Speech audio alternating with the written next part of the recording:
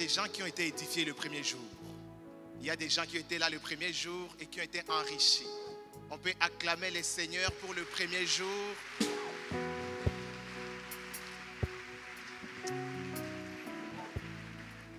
Et quel enrichissement hier, les ateliers. Il y a des gens qui étaient dans les ateliers hier et qui ont appris des choses, qui ont même pris des décisions d'acheter des Bibles pour ceux qui n'en avaient pas, qui ont pris la décision de s'attacher à la Bible. Nous allons acclamer encore Dieu pour le deuxième jour.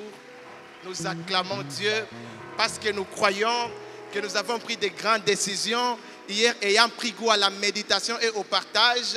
Nous croyons que dorénavant, la Bible ne sera plus jamais loin de nos regards et que nous allons nous attacher à la parole. Amen.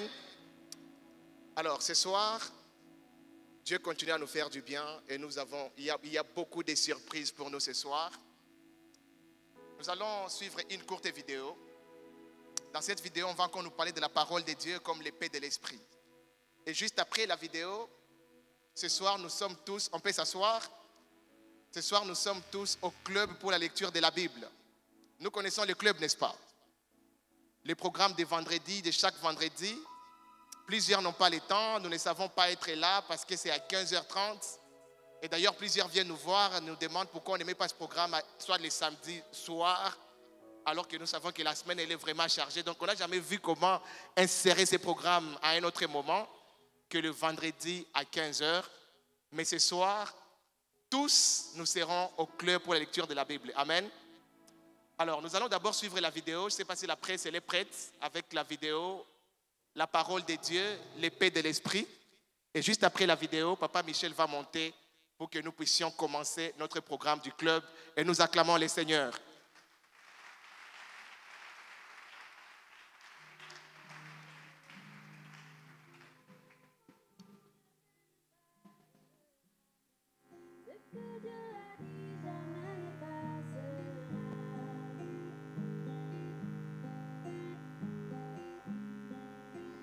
Jésus utilise deux phrases qui sont un encouragement pour nous tous. Dans ce seul verset, Jean 10, 35, Jésus a choisi d'utiliser les deux appellations de la Bible que la plupart des croyants utilisent depuis lors, la parole de Dieu et l'écriture. Ces appellations n'ont pas exactement la même signification. Lorsque Jésus appelle la Bible parole de Dieu, il veut dire qu'elle vient de Dieu, que c'est un message direct de Dieu. Elle est passée par divers canaux, a été rédigée par de nombreux auteurs variés, mais la source de tout dans la Bible, la source ultime est Dieu. C'est la parole de Dieu, c'est le message de Dieu. C'est ce qu'il veut que nous sachions. Le mot écriture exprime littéralement ce qui est écrit. Toujours nous rappeler que tout dans la Bible est dans l'intérêt de l'homme. Elle contient tout ce que nous avons vraiment besoin de savoir pour trouver le meilleur chemin dans la vie et pour faire un voyage sûr à travers ce monde vers l'éternité avec Dieu. J'ai été titulaire d'une bourse à King's College de Cambridge en philosophie ancienne et moderne. J'étais donc, de par ma profession, philosophe. Je suis devenu philosophe car je cherchais la réponse aux problèmes de la vie. Je voulais véritablement trouver le sens, le but de la vie. Je ne sais pas exactement pourquoi, mais je crois que je suis né avec cette question en moi. Quel est le sens de la vie? Bien avant mon adolescence, je cherchais déjà la réponse. Pendant 10 ans, j'allais régulièrement à l'église en Grande-Bretagne, en raison du fait que les écoles que je fréquentais exigeaient que nous allions à la chapelle. J'étais impressionné par les choses que j'entendais dans la Bible. Néanmoins, je n'avais pas l'impression que le christianisme, tel que je l'avais perçu, avait la réponse. Quand je suis entré à l'université de Cambridge et qu'aller à la chapelle tous les jours n'était plus une obligation, j'ai résolu que j'avais atteint le quota de mes déplacements à l'église pendant mes premières années, que j'étais content d'en avoir fini avec cela et que j'allais chercher le sens de la vie ailleurs. Le domaine qui me semblait le plus naturel était la philosophie. J'ai été thésard et finalement professeur de philosophie. Ma carrière universitaire a connu un grand succès. Toutefois, je n'avais toujours pas trouvé de réponse. Puis, la Seconde Guerre mondiale a éclaté et j'ai réalisé que j'allais être appelé dans l'armée britannique. Je ne savais pas où j'allais atterrir. Dans l'armée, vous êtes limité dans ce que vous pouvez transporter avec vous. Vous devez tout mettre dans un long sac rond noir qui s'appelle un paquetage. Mon grand souci, qui n'était pas celui de la plupart des soldats, était de savoir ce que j'allais emporter à lire. J'ai fini par convenir qu'il y avait un livre dans ce monde qui était bien plus lu et bien plus influent que tout autre ouvrage dans l'histoire de l'humanité. C'était un livre de philosophie solide. Pourtant, je ne savais pas grand-chose sur ce qu'il y avait là-dedans. Savez-vous à quel livre je pensais? La Bible. Mon estimation était absolument correcte. C'est sans contredit le livre le plus influent de toute l'histoire de l'humanité. Je me suis demandé si quelqu'un pouvait se qualifier d'érudit s'il ne savait rien de la Bible. Sur ces entrefaites, je me suis acheté une belle Bible noire. La sorte que, lors de ma première nuit dans l'armée, j'ai amorcé la lecture de Genèse chapitre 1, verset 1. J'ai suscité tout un remue-ménage dans la caserne, où se trouvaient 24 autres nouveaux soldats, car quand ils m'ont vu lire la Bible, ils se sont tous mis à chuchoter. Ils étaient un brin confus. En effet, quand je ne lisais pas la Bible, je ne vivais pas le moins du monde comme les gens qui la lisent régulièrement, bien au contraire. Je n'ai pas besoin d'énumérer tous mes nombreux péchés, ils étaient bien visibles. Je lisais la Bible en menant une vie impie. La Bible était le premier livre dont je ne comprenais pas un traître mot. J'avais lu toutes sortes d'auteurs grecs, latins, russes, français, et j'ai toujours à peu près compris. Voici ce qu'il affirme, ici il a raison, là il a tort. Quant à la Bible, je ne savais pas de quoi il s'agissait. Je ne savais pas comment la classifier. Était-ce de la poésie, de l'histoire, de la mythologie? Était-ce de la philosophie? Cela ne semblait correspondre à aucune catégorie. Eh bien, après environ 9 mois, l'auteur de la Bible s'est merveilleusement révélé à moi une nuit dans la caserne vers minuit. Le Seigneur Jésus-Christ s'est manifesté à moi d'une telle manière que depuis cette nuit-là, il y a 2 choses dont je n'ai jamais douté. La première est que Jésus-Christ est vivant. La deuxième est que la Bible est un livre qui dit la vérité, qui est pertinent et à la page. Dès que j'ai rencontré Jésus, la Bible a pris tout son sens instantanément. Je ne me suis pas débattu très longtemps. C'était du jour au lendemain. Voilà en quelques mots mon expérience personnelle et mon parcours. C'est pour cela que j'ai une si grande estime pour la Bible. Au cours des années qui ont suivi, près de 50 ans après ce jour, j'ai eu le privilège d'étudier la Bible, de la partager et de l'enseigner à des milliers de gens, de races, de religions et de cultures multiples. J'ai découvert que la Bible est le seul livre que je connaisse qui s'adresse à tout le monde, dans chaque nation et dans chaque culture. Je n'ai pas honte de la Bible, je ne m'excuse en aucune circonstance de croire en la Bible. Les chrétiens ne devraient pas s'excuser de leur foi en la Bible, ils n'ont pas besoin de se sentir intellectuellement inférieurs. Après tout, j'étais philosophe de métier, j'avais étudié toutes sortes de théories sur l'origine de l'homme, l'origine de l'univers et toutes sortes de choses. Je dois dire que selon moi, la Bible est le livre le plus logique que j'ai étudié. Laissez-moi à présent débuter avec ce thème intitulé « Ce que la Bible va faire pour vous ». Vous lisez le récit de la création dans Genèse, vous verrez comment il s'accorde exactement. C'est ahurissant. Je veux vous faire comprendre que lorsque vous lisez votre Bible, que vous l'absorbez et que vous lui laissez faire son travail en vous, la puissance créatrice du Dieu Tout-Puissant est à l'œuvre en vous. Dieu n'a rien utilisé d'autre que sa parole et son esprit pour créer l'univers. Et la même parole, le même esprit sont à notre disposition lorsque nous lisons la Bible. Alors, ne fixez jamais de limite à ce que la Bible peut faire dans votre vie. Sortez, regardez les étoiles, regardez le soleil, regardez l'océan, regardez les montagnes, l'énorme puissance créatrice de Dieu démontrée et exclamez-vous, les mêmes agents qui ont créé toutes ces choses sont à l'œuvre en moi lorsque je lis ma Bible. Dans Hébreux chapitre 4 verset 12. Car la parole de Dieu est vivante et efficace, plus tranchante qu'une épée quelconque à 2 tranchants, pénétrante jusqu'à partager âme et esprit, jointure et moelle. Elle juge les sentiments et les pensées du cœur. C'est une liste impressionnante de faits concernant la parole de Dieu. Elle est vivante, elle n'est pas morte, elle est puissante, elle est plus tranchante qu'une épée à deux tranchants ou en langage moderne, elle est plus tranchante que n'importe quel scalpel de chirurgien. Elle peut pénétrer là où aucun scalpel ne peut pénétrer. Elle peut partager jointure et moelle. Elle est plus pénétrante qu'un interrogatoire pointu de psychiatre. Elle peut séparer les choses les plus intimes à l'intérieur de nous, à savoir l'esprit et l'âme. L'auteur ajoute qu'elle juge les sentiments et les pensées du cœur. Je me souviens avoir entendu quelqu'un formuler ceci. Rappelez-vous que pendant que vous lisez votre Bible vous lit aussi. Dans un certain sens, nous devons aborder la Bible avec respect, car elle va mettre à nu des choses en nous dont nous ignorons l'existence. Et Dieu le fait toujours dans sa miséricorde. Nous pouvons avoir des problèmes qui nous empêchent de bien réussir dans la vie. Nous pouvons même ne pas en être conscients. Néanmoins, si vous allez vers la Bible et que vous la laissez vous sonder, ce scalpel ira jusqu'au fond, là où aucun scalpel humain ne peut parvenir. Elle vous divulguera des problèmes que vous ne connaissiez pas. Comment la foi vient-elle? De ce qu'on entend. Entendre quoi? Ce que dit la parole de Dieu. J'ai étudié ce verset et je vais vous divulguer pourquoi il est si réel pour moi. Après avoir rencontré le Seigneur et avoir été baptisé du Saint-Esprit, toujours dans l'armée britannique, j'ai été expédié au Moyen-Orient. J'ai passé 3 ans dans les déserts d'Afrique du Nord. Pendant cette période, je suis tombé malade d'une affection que les médecins n'arrivaient pas à guérir.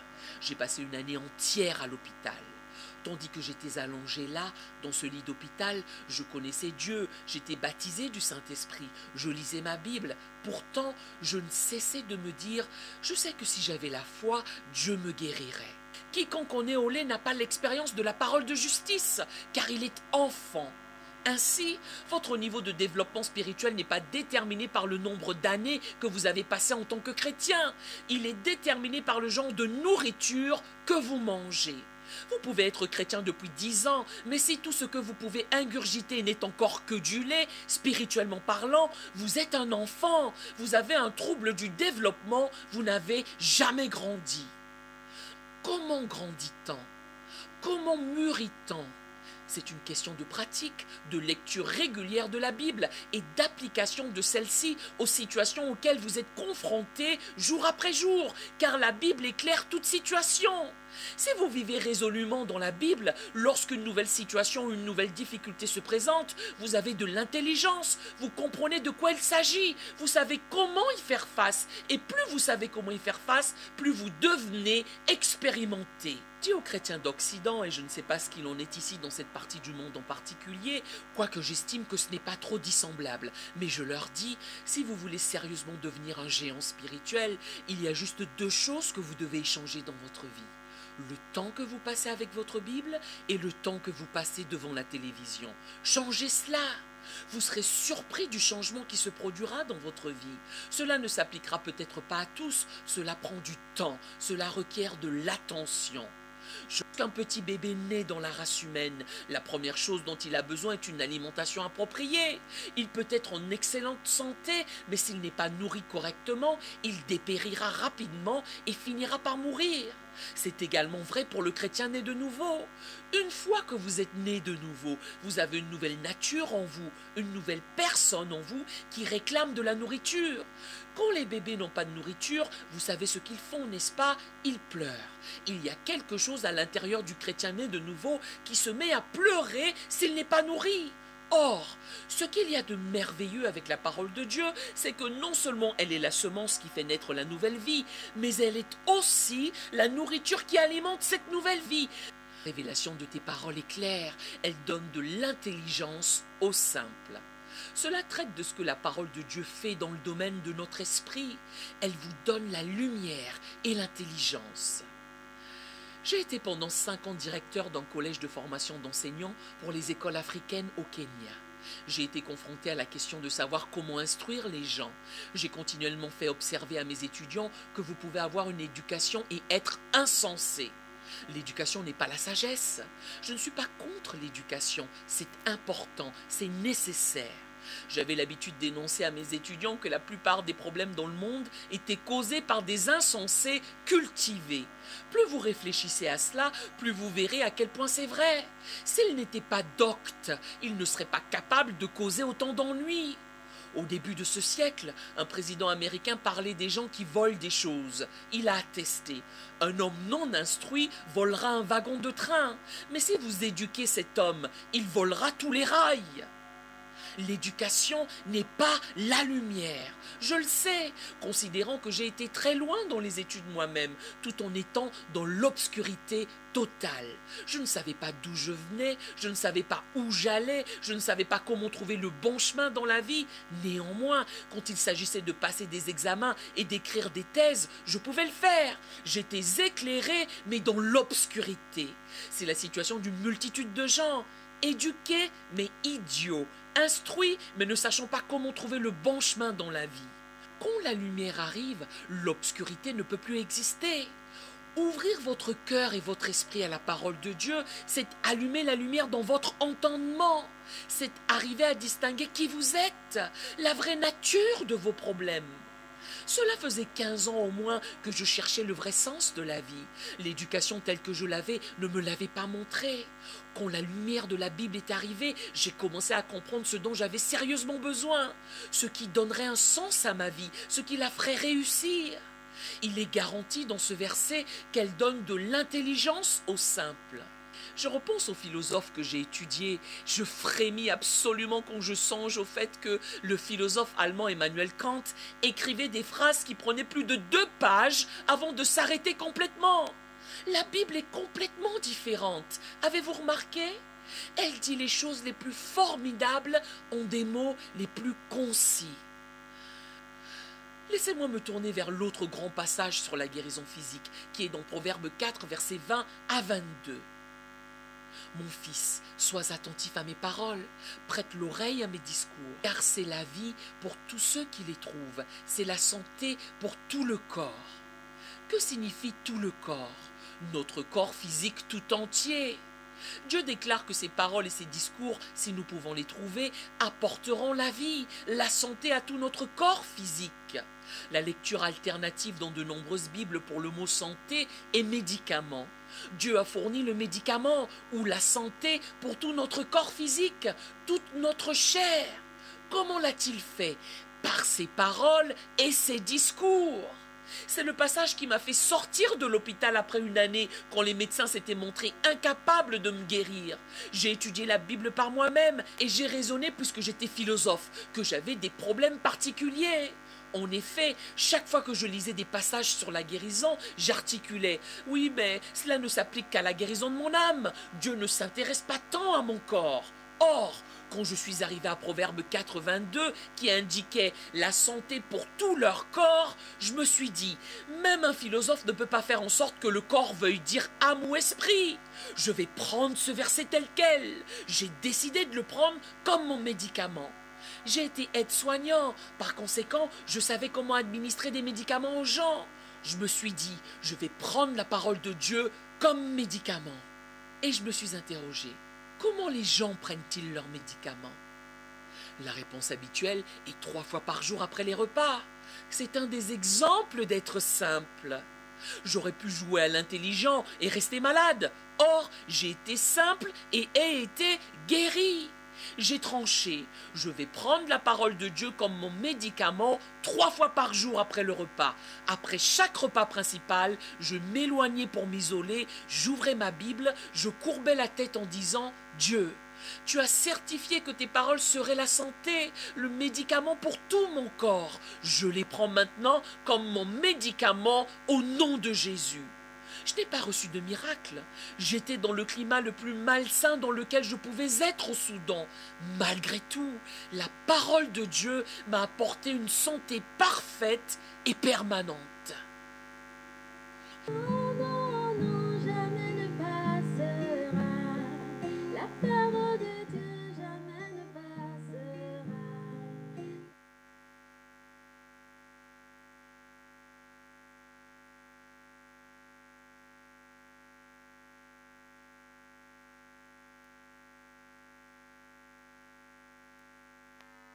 peut encore acclamer le Seigneur.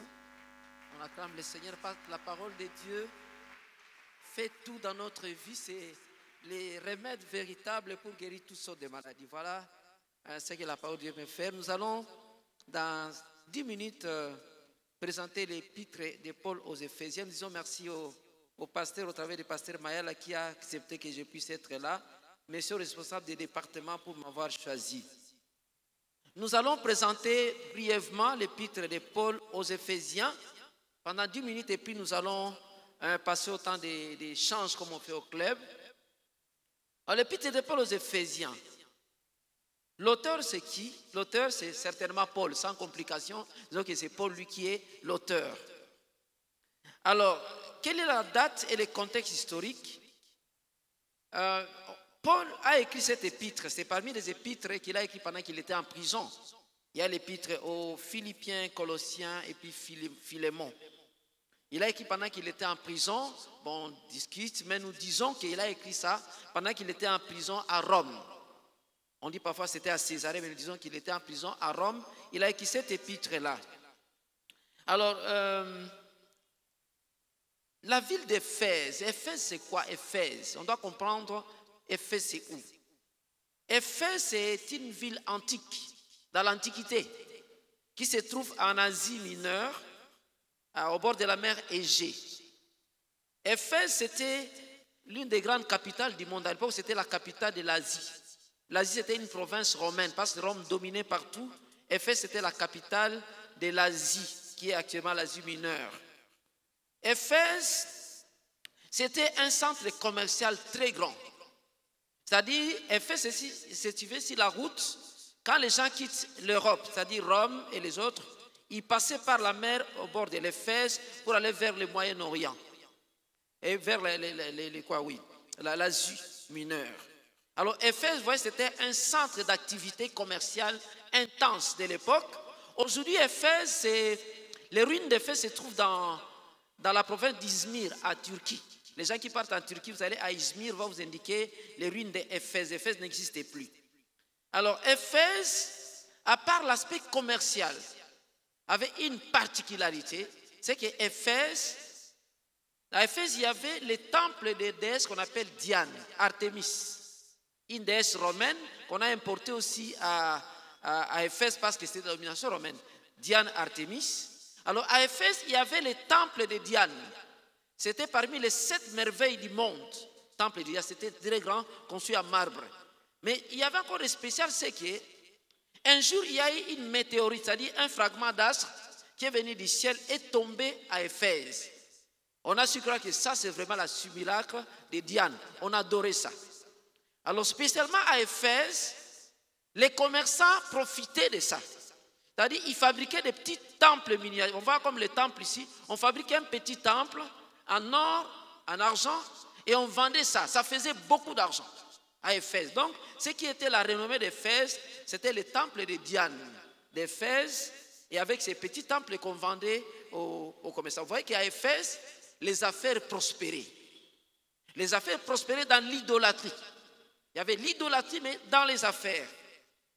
Alors maintenant, nous allons voir dans quel contexte Paul a voulu écrire ça. Mais toutefois, quand il a écrit cette épître, Paul a écrit l'épître ici aux Éphésiens d'abord, sans beaucoup de complications. Il a écrit ça aux Éphésiens. Quand vous lisez, c'est aux Éphésiens. Et en écrivant aux Éphésiens, Paul s'adressait aussi aux autres églises qui étaient aux environs, à l'Asie mineure. Mais d'une manière aussi indirecte, Paul s'est adressé à nous les chrétiens de ces jours ici. En fait, cette épître de Paul, c'est comme un testament, parce que dans cette épître-là, vous allez voir comment Paul a développé comme un testament par rapport au corps du Christ qui est l'Église. Donc l'épître-là nous concerne aussi aujourd'hui. Alors comment est née l'Église d'Éphèse? Quand vous lisez la Bible, l'Éphèse est un centre commercial des affaires dans l'idolâtrie. Mais Dieu a fait qu'une église vienne s'installer, une petite église qui a commencé faiblement, mais qui est devenue très forte, parce que Dieu l'a soutenue. Alors comment l'église est née? Quand vous lisez dans Actes des Apôtres, pendant son deuxième voyage missionnaire, parce que Paul a fait 3 voyages missionnaires avec le 4e voyage qui devait l'amener à Rome, pendant le deuxième voyage missionnaire, quand Paul a quitté Corinthe vers l'Europe, il est tenté de revenir, il arrive à Éphèse. Il a laissé ses deux compagnons, Priscille et Aquila. Il les a laissés à Éphèse pendant son deuxième voyage missionnaire. Il a continué son voyage. Priscille et Aquila, quand ils sont restés à Éphèse, il y a un certain Apollos qui était versé dans les Écritures. À Éphèse, il commençait à enseigner ce qu'il connaissait. Et alors, Priscille et Aquila ont récupéré Apollos, les ont amenés dans leur maison. Et cette maison-là, c'était déjà une église des maisons. On a commencé à donner des enseignements clairs à Apollos. Et par la suite, Apollos, quand il a eu des connaissances, il est allé vers Corinthe pour aller annoncer l'évangile. Ça, c'est déjà le début de l'église d'Éphèse, dans la maison de Priscille et Aquila. Et maintenant, quand Paul a fait le voyage, il revient au troisième voyage missionnaire, il passe à Éphèse, où Priscille et Aquila étaient déjà là. Alors, Paul, quand il arrive à Éphèse, il rencontre 12 disciples de Jean-Baptiste qui parlaient certainement de la bonne nouvelle, mais n'avaient entendu jamais parler du Saint-Esprit. Paul leur a parlé du Saint-Esprit.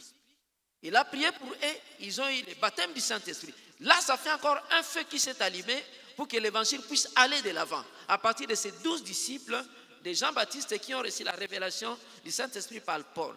Et Paul est arrivé à Éphèse après cela. Il a fait encore 2 ans à Éphèse. Parce que Dieu lui a dit, reste à Éphèse. Il a commencé à enseigner dans l'école d'un certain Tyrannus. Il a commencé à enseigner le royaume de Dieu. Il a enseigné pendant 2 ans et la parole est entrée dans Éphèse. Ça a fait beaucoup d'actions. Il y a eu des miracles, des prodiges. Et troisième élément, pendant que Paul enseignait à Éphèse, il y avait des exorcistes, c'est-à-dire certains, vous le connaissez, fils de Sceva, qui ont voulu imiter ce que Paul faisait au nom de Jésus. Vous vous rappelez que l'esprit malin s'est chargé de les a frappés jusqu'à ce qu'il les a laissés nus. Les gens ont vu cette situation, ils ont cru en Jésus-Christ. Et par la suite, vous vous rappellerez que beaucoup de gens qui étaient dans les arts magiques, ils sont venus remettre leurs livres. C'était une quantité de livres, ça coûtait, on disait à peu près dans les $50,000. C'est le contexte dans lequel est née l'église d'Éphèse, au travers des enseignements de Priscille et Aquila, au travers des révélations du Saint-Esprit aux disciples de Jean-Baptiste, au travers de l'enseignement de Paul et des prodiges qu'il a accomplis pour montrer que Jésus était puissant. Alors, quel était le thème principal? Le thème principal, c'est l'église, corps de Christ, ou bien Christ et l'église. Quel est le but poursuivi par Paul? Le but, c'était que les lecteurs grandissent dans la foi. Nous puissions grandir dans la foi, l'amour, la sagesse et la révélation du Père des gloires. Quel est le plan du livre? Quand vous lisez les livres, vous allez voir que dès que vous lisez, déjà les premiers versets, premier et deuxième verset du chapitre 1, on voit comment on présente certainement à qui le livre a été destiné, mais juste après, il y a la salutation. Paul salue les gens, mais dans la salutation, il sort des mots qui pèsent. Il dit la paix et il parle de la paix et de la charité de Dieu et la grâce de Dieu. C'est-à-dire, la salutation avait un sens. Ça, c'est le chapitre 1, versets 1 et 2. Dans le chapitre 1, tout le monde le sait. Quand vous passez maintenant au verset 3, verset 3, chapitre 1, chapitre 3, verset 21, vous connaissez ça. Il dit, béni soit le Père de notre Seigneur Jésus-Christ, qui nous a bénis de toutes sortes de bénédictions spirituelles dans les lieux célestes. Il a commencé à énumérer les bénédictions spirituelles. Et cette partie-là, on voit comment Paul est tenté de louer le Seigneur pour les bénédictions qu'il a données à nous chrétiens. On a vu parmi les bénédictions, nous sommes devenus des héritiers, nous avons eu l'héritage du Saint-Esprit, on a eu les sceaux du Saint, beaucoup de promesses qu'il a fait et il bénit les dieux pour ça.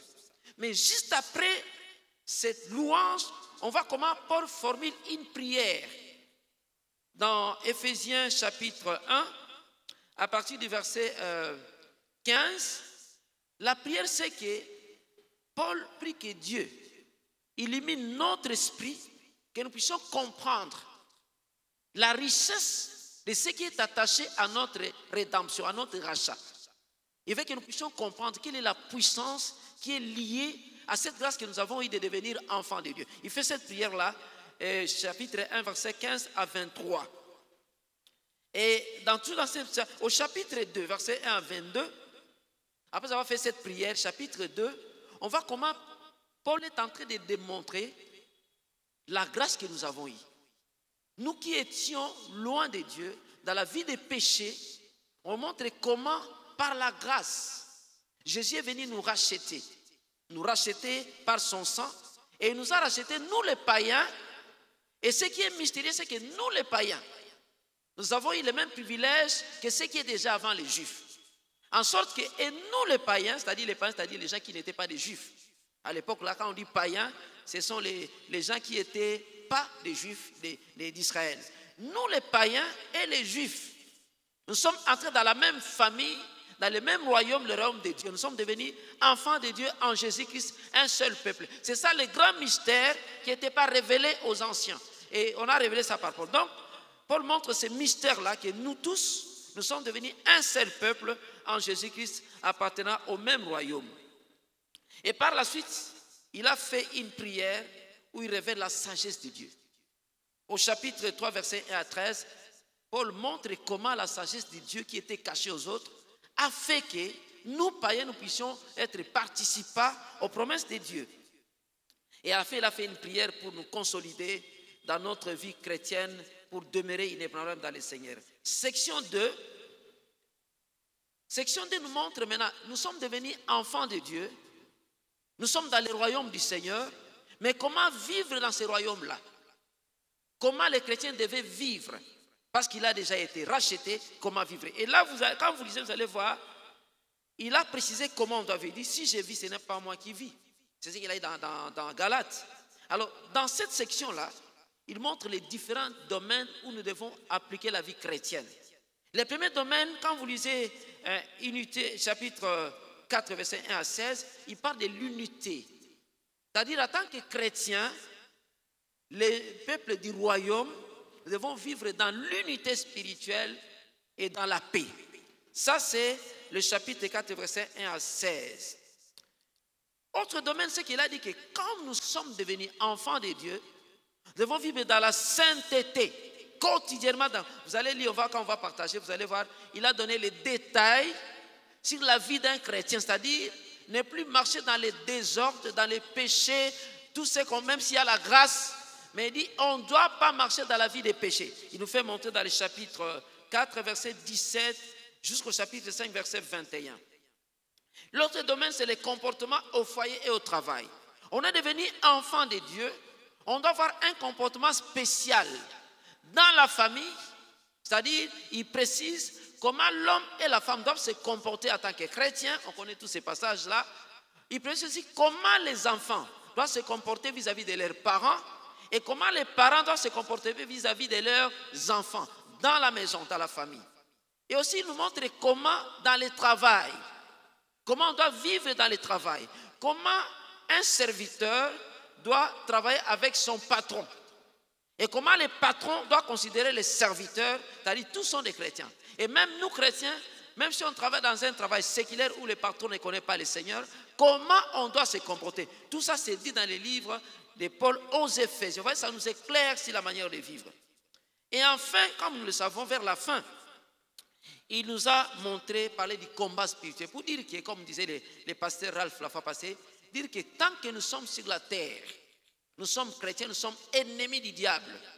Nous avons une lutte permanente. Chaque jour, cette lutte est là. Comme disait le orateur la fois passée, nous avons un corps à corps avec le diable. En permanence, on doit vivre les réalités des combats. Alors, il a dit ceci. Ce qui est spirituel, il a dit ceci. Quand vous lisez vers le début, il a dit, nous n'avons pas à lutter contre la chair et le sang. Nous avons à lutter contre les principautés, les dominations, les autorités.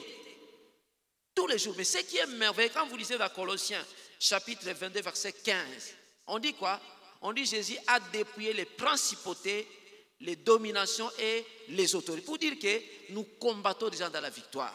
Jésus a déjà remporté la victoire. Il a désarmé les principautés et nous venons seulement marcher dans cette victoire pour vivre la vie de Christ. Voilà, donc c'est ça en quelque sorte ce que les livres, l'épître de Paul aux Éphésiens nous présentent. En résumé, il nous présente que nous sommes devenus de nouvelles créatures dans le royaume de Dieu et nous présente comment vivre dans ce royaume. Comme ça, le frère G, pendant qu'il monte, nous allons ouvrir le temps de partage pour échanger par rapport à ce qui est écrit dans ces livres.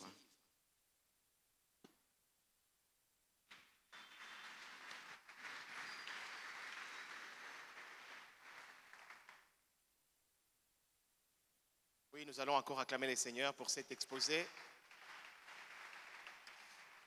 Certainement, il y a quelqu'un qui se demande, mais moi j'ai déjà lu l'épître aux Éphésiens, je n'ai jamais vu toutes ces choses dont le papa Michel parle.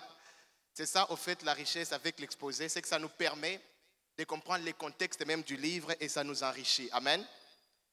Alors, je sais déjà que plusieurs ont commencé à lire ce livre dont on nous parle depuis les lundis et qui va même faire l'objet de notre jeu biblique. Hier, j'ai appris que beaucoup de gens sont déjà en train d'étudier ce livre en profondeur, pour le jeu biblique bien sûr. Mais qu'à cela ne tienne, je vais faire une lecture rapide, peut-être de 2 ou 3 ou 4 chapitres. Cela nous permet à tous de lire aussi, parce que sinon on ne saura pas partager. Donc nous allons ouvrir nos Bibles. Nous sommes dans l'épître de Paul aux Éphésiens. Et je vais faire une lecture rapide en regardant la montre.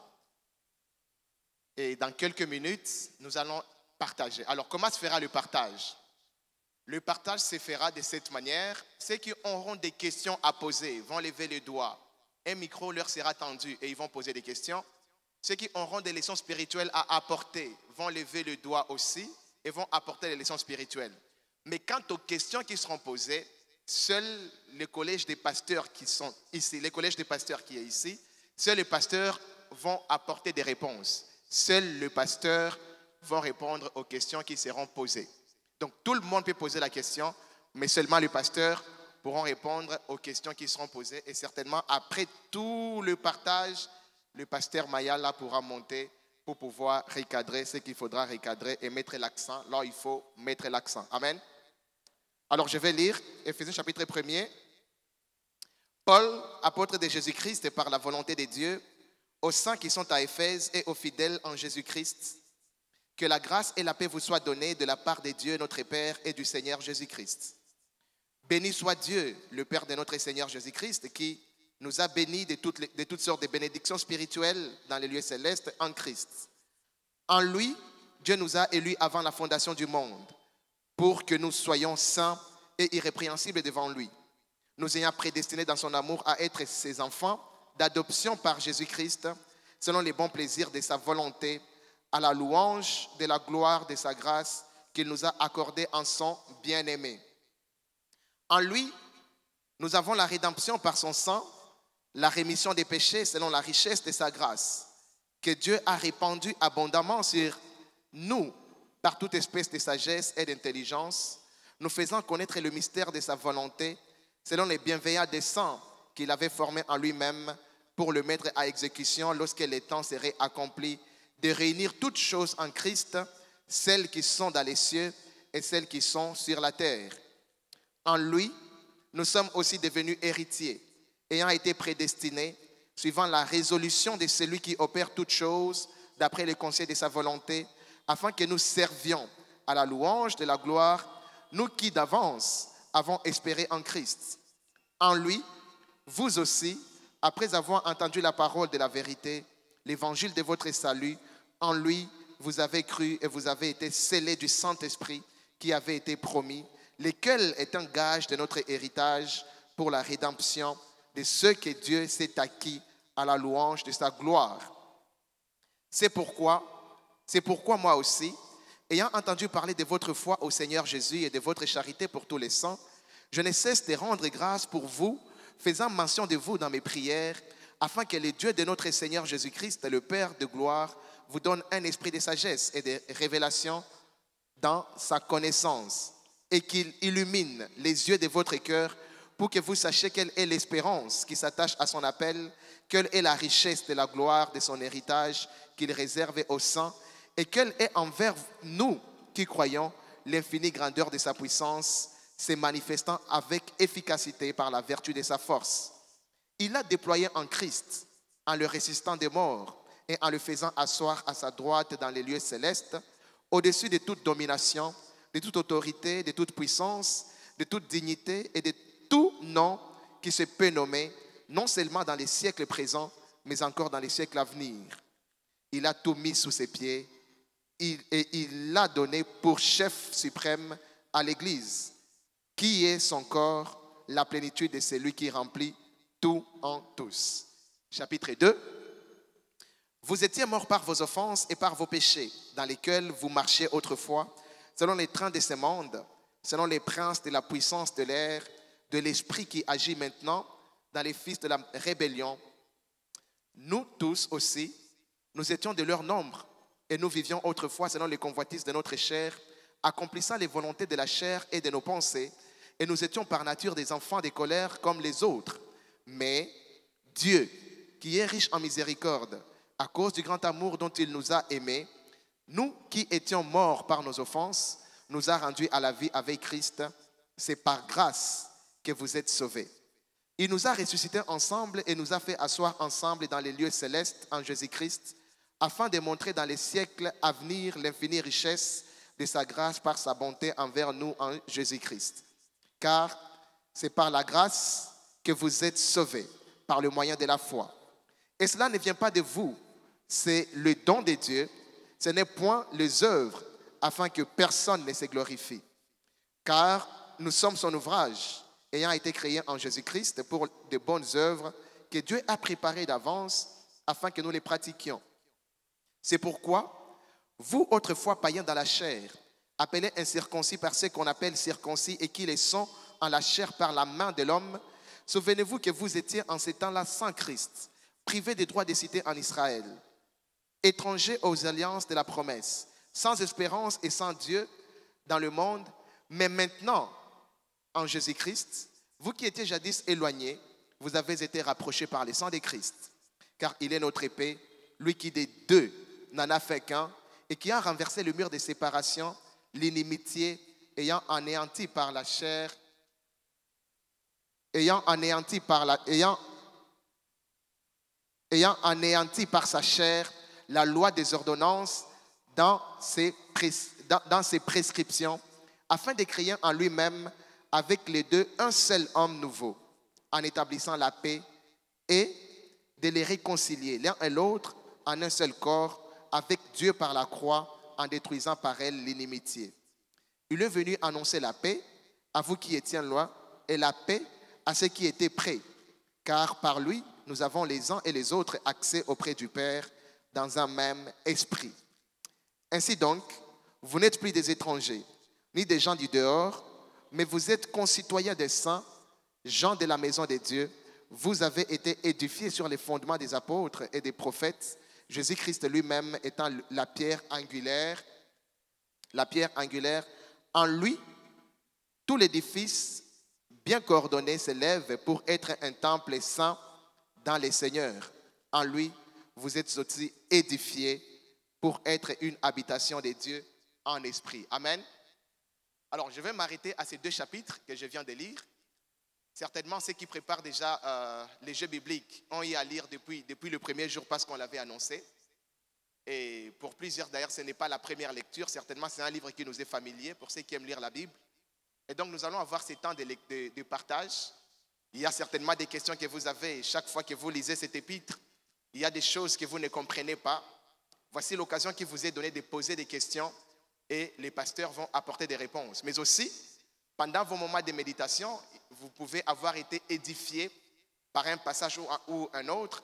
Et c'est là l'occasion de pouvoir nous édifier aussi en partageant les vérités spirituelles que vous avez puisées pendant votre méditation. Ceux qui vont prendre la parole n'auront que quelques minutes, donc soyons vraiment brefs et soyons précis, concis, pour permettre que, en tout cas, une grande partie dans l'assemblée puisse avoir l'occasion de pouvoir poser des questions ou apporter des leçons spirituelles. Les micros, je pense, ils sont prêts. S'il y a des conseillers qui peuvent avoir les micros pour circuler avec dans la salle, selon que les gens vont lever le doigt demandant la parole. Alors, qui se lance le premier? Leçon spirituelle d'abord. Je vois Papa Serge ici qui a levé le doigt. Frère Oscar, ici. Et pour la parole, j'ai une leçon spirituelle qui est aussi une leçon, mais un endroit où ça crée certaines controverses, mais là-dedans, il y a quelque chose qui nous éclaire en tant qu'enfants de Dieu. C'est dans le chapitre 2, les versets 10 et 11, là où la Bible est en train de dire que c'est par la grâce que nous sommes sauvés, par le moyen de la foi, et ce n'est pas par les œuvres pour que personne ne se glorifie. Et quand d'autres personnes coupent ces versets, ils pensent que les œuvres ne sont pas importantes. Mais quand on rechute en bas, il est écrit pour que nous pratiquions les œuvres préparées par le Seigneur. Si un païen fait une œuvre, c'est une œuvre d'un païen. Mais si un enfant de Dieu fait l'œuvre de l'amour, il est fait pour Dieu parce qu'il a été éclairé par la parole. Et c'est cette parole-là qui lui pousse par l'amour qu'il a découvert de Dieu et qu'il a transformé. Il ne pratique pas la même chose. C'est pour cela que le païen ne peut pas se glorifier que Dieu l'a cherché à cause de ses œuvres, mais celui qui est en Dieu pratique par l'amour que le Saint-Esprit l'a transformé. Amen. Amen. Alors, avant de donner la parole à la personne puissante, j'aimerais à la personne suivante, j'aimerais que nous puissions vraiment acclamer non seulement la leçon spirituelle, mais surtout Papa Serge pour cette capacité qu'il a de garder la parole avec précision. Il a donné même le verset. Pourquoi je l'ai dit? C'est parce que vous savez que maintenant il est incapable de lire la parole à cause du problème Dieu. Mais on sent qu'il a tellement lu la parole que la parole est restée en lui.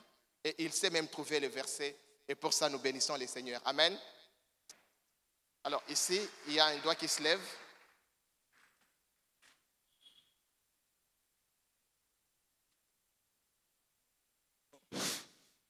Je suis Éphésiens chapitre 5, verset 2. Car nous n'avons pas à lutter contre la chair et le sang, mais contre les dominations, contre les autorités et contre les princes du monde des ténèbres et contre les esprits méchants dans les lieux terrestres. Ma leçon est celle-ci. La parole de Dieu n'est pas... La parole de Dieu est comme un arbre d'amour. Un arbre d'amour face à la diversité. Non comme un instrument de la haine. Donc utilisons la parole de Dieu pour bénir, non pour maudire. Donc ici la Bible nous dit que nous ne combattons pas contre la chair. Ton ennemi n'est pas ton prochain, mais ton ennemi, ce sont des esprits mauvais qui sont dans les lieux célestes. Donc utilisons la parole de Dieu pour bénir, non pour maudire. La Bible dit bénissez au contraire ceux qui vous maudissent. Donc aimez vos ennemis. Donc si nous utilisons la parole de Dieu comme un arme de l'amour, nous sommes au-dessous des autorités, des principautés. C'est ça ma leçon. Merci beaucoup. Notre ennemi, ce n'est pas l'autre, notre prochain. Notre ennemi, c'est l'ennemi qui peut l'animer. Mais ce n'est pas l'autre, mon frère qui est à côté. Quand bien me combattrait, il n'est mon ennemi 14. Leçon spirituelle ou question à poser? Je vois un doigt qui se lève ici. Ah, d'abord au-dessus, pour qu'on soit dans l'équilibre au-dessus.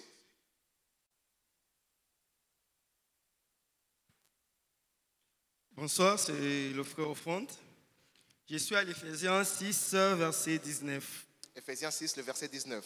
Et je vois l'apôtre Paul est en train de dire « Priez pour moi, afin qu'il me soit donné, quand j'ouvre la bouche, de faire connaître ardemment et librement les mystères de l'Évangile. » C'est justement pour dire que même les hommes de Dieu ont besoin d'une prière d'intercession. Il est important de prier pour les personnes qui se tiennent debout, qui nous apportent la parole. Parce que la parole de Dieu, il y a plusieurs mystères dedans, qu'on ne sait même pas bien expliquer selon l'intelligence humaine.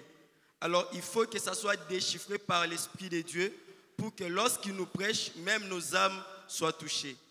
C'est la parole que je voulais donner. Très bonne leçon spirituelle. Prier pour les prédicateurs, c'est en réalité prier pour soi-même.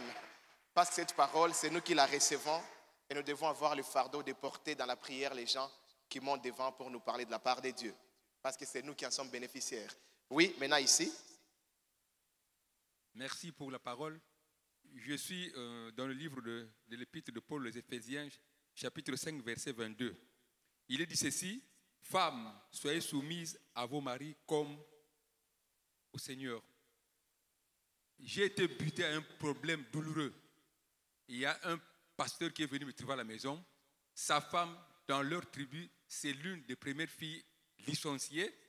Et elle a eu la grâce de se marier avec un mari licencié. Alors, la femme tenait une langue de vipère vis-à-vis de son mari à cause de ce verset.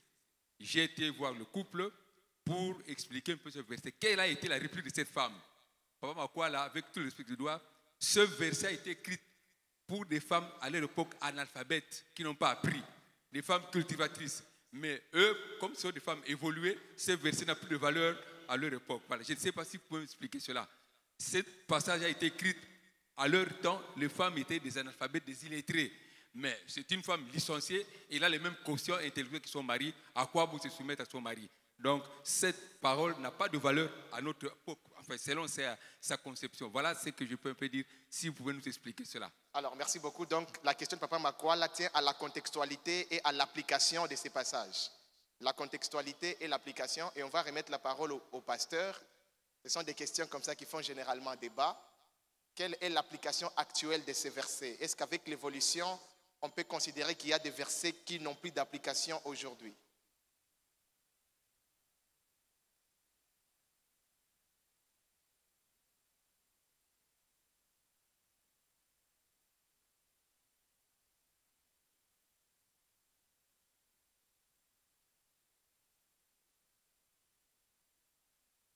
Merci beaucoup pour la parole.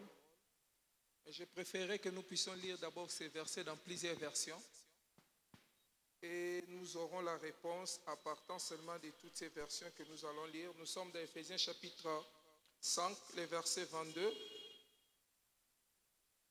Si nous lisons seulement les versets 22, nous n'allons pas les comprendre. Nous devons lire les versets 21 et 22. Le verset 21 dit: souvenez-vous les uns les autres, soumettez-vous les uns les autres à cause du respect que vous avez pour le Christ. Retenez ça, à cause du respect que vous avez pour le Christ. Et il conclut maintenant au verset 22 en référence aux images bibliques.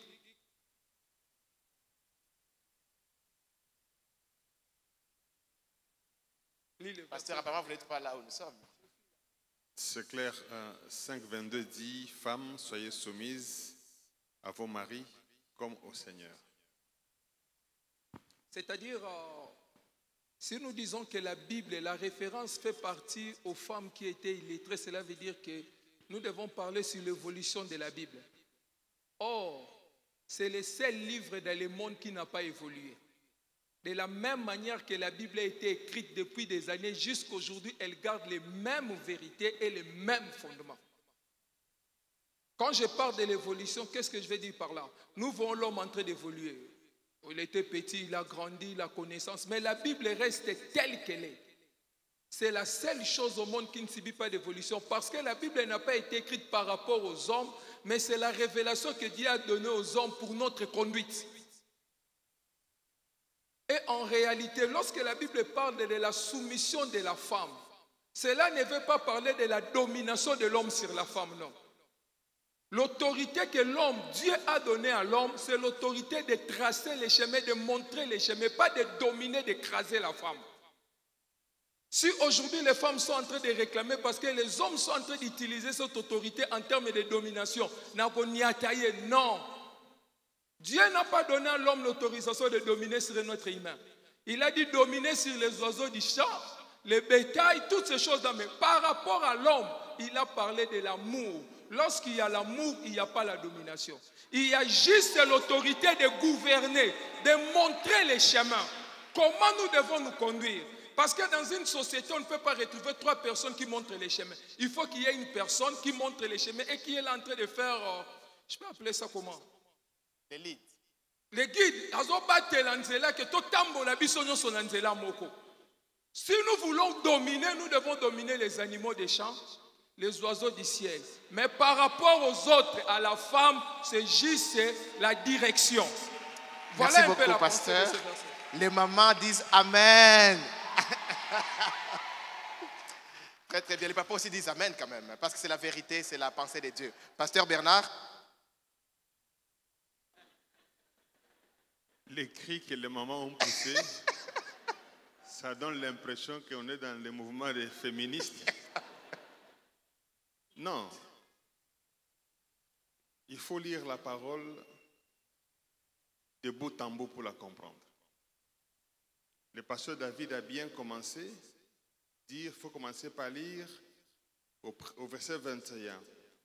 Mais quand la Bible dit dans Éphésiens 5, 22, « Femmes, soyez soumises à vos maris comme au Seigneur », le verset 23, il dit pourquoi. Le verset 23 dit « Car le mari est le chef de la femme, comme Christ est le chef de l'Église, qui est son corps et dont il est le sauveur. » Donc, la soumission, certes, comme le pasteur l'a dit, ce n'est pas la domination. Un pasteur a dit que le terme étymologique qui évoque le mot chef vient du céphalé, qui veut dire cerveau. Comme qui dirait dans une maison, celui qui est la source d'inspiration, c'est le mari. Et la femme l'accompagne. Et comme Dieu est ordonné, il faut volontairement se mettre sous la conduite et les orientations du mari. Si tu es licencié, tu es docteur PhD et que tu as épousé un D4, tu vas prendre ton intelligence pour la mettre au service du D4 par celui que Dieu a établi chef de la famille. Donc c'est bien comme vous avez acclamé, mais sachez que quand vous êtes marié, il n'y a pas deux chefs dans la maison. Mais le chef qui est là, c'est un chef qui est là pour servir et non pas pour dominer. Que Dieu vous bénisse. Merci beaucoup, pasteur Bernard. Très bonne précision. Et on dit encore tous Amen. Très, très bien. Donc, c'est passé. Avec les deux expressions des deux pasteurs, je pense que c'est si clair qu'on peut passer soit à une autre question ou alors à une autre leçon spirituelle. Oui. Là-bas, je vois. Shalom, bien-aimé. Je retourne sur l'intervention de pasteur David. Il dit que l'homme ne doit dominer que sur les animaux et les êtres, je ne sais comme ça. Mais pourtant, la Bible nous dit en Genèse 3, chapitre 16, Dieu dit à la femme, j'augmenterai la souffrance de tes grossesses. Tu enfanteras avec douleur et tes désirs se porteront vers le mari, mais il dominera sur toi. C'est la parole de Dieu. C'est-à-dire l'homme a le droit de dominer sur la femme, puisque la femme nous a mis le péché, nous a fait manger le fruit. Merci beaucoup. Merci beaucoup. Donc la parole revient, nous gardons cette question-là pour que ces choses soient bien éclairées. Oui, on va essayer d'éclairer.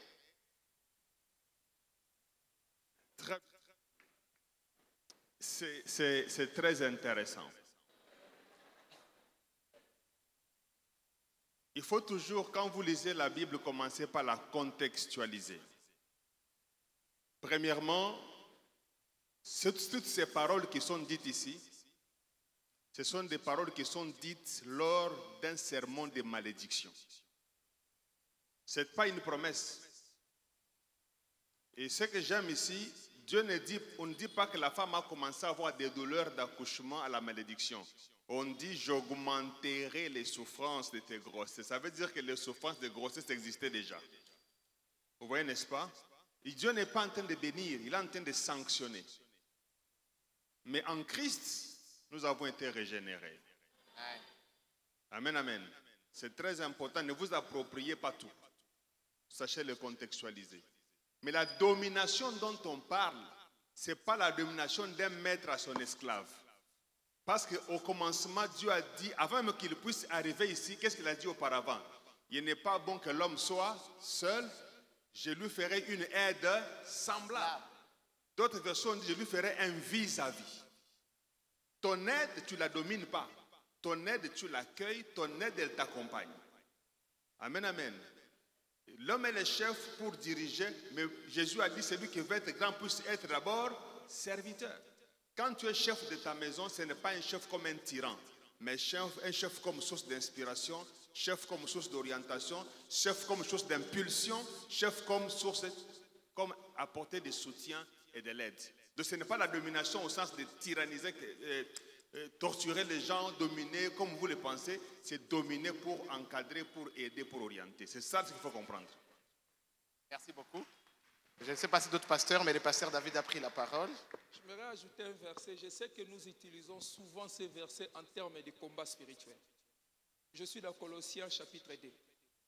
Parce que 90% de nos églises, on nous enseigne beaucoup sur les diables et non sur les vérités sur Christ.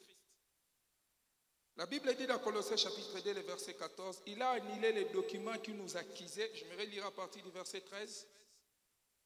Autrefois, nous étions spirituellement morts à cause de vos péchés et parce que vous étiez des incirconcis, des païens. Mais maintenant, Dieu nous a fait revivre avec le Christ.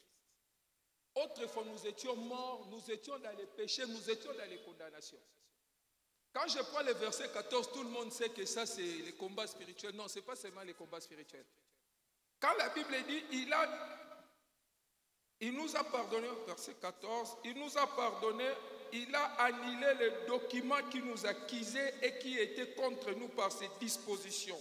Il a supprimé en les clouant à la croix. Frère, même la malédiction dont parle de Genèse, Christ l'a annulé à la croix. Ce verset n'est pas seulement lié par rapport au combat spirituel. Même tout ce que Christ a déclaré sur nous, Dieu a déclaré sur nos premiers parents, Adam et Ève, quand ils ont péché.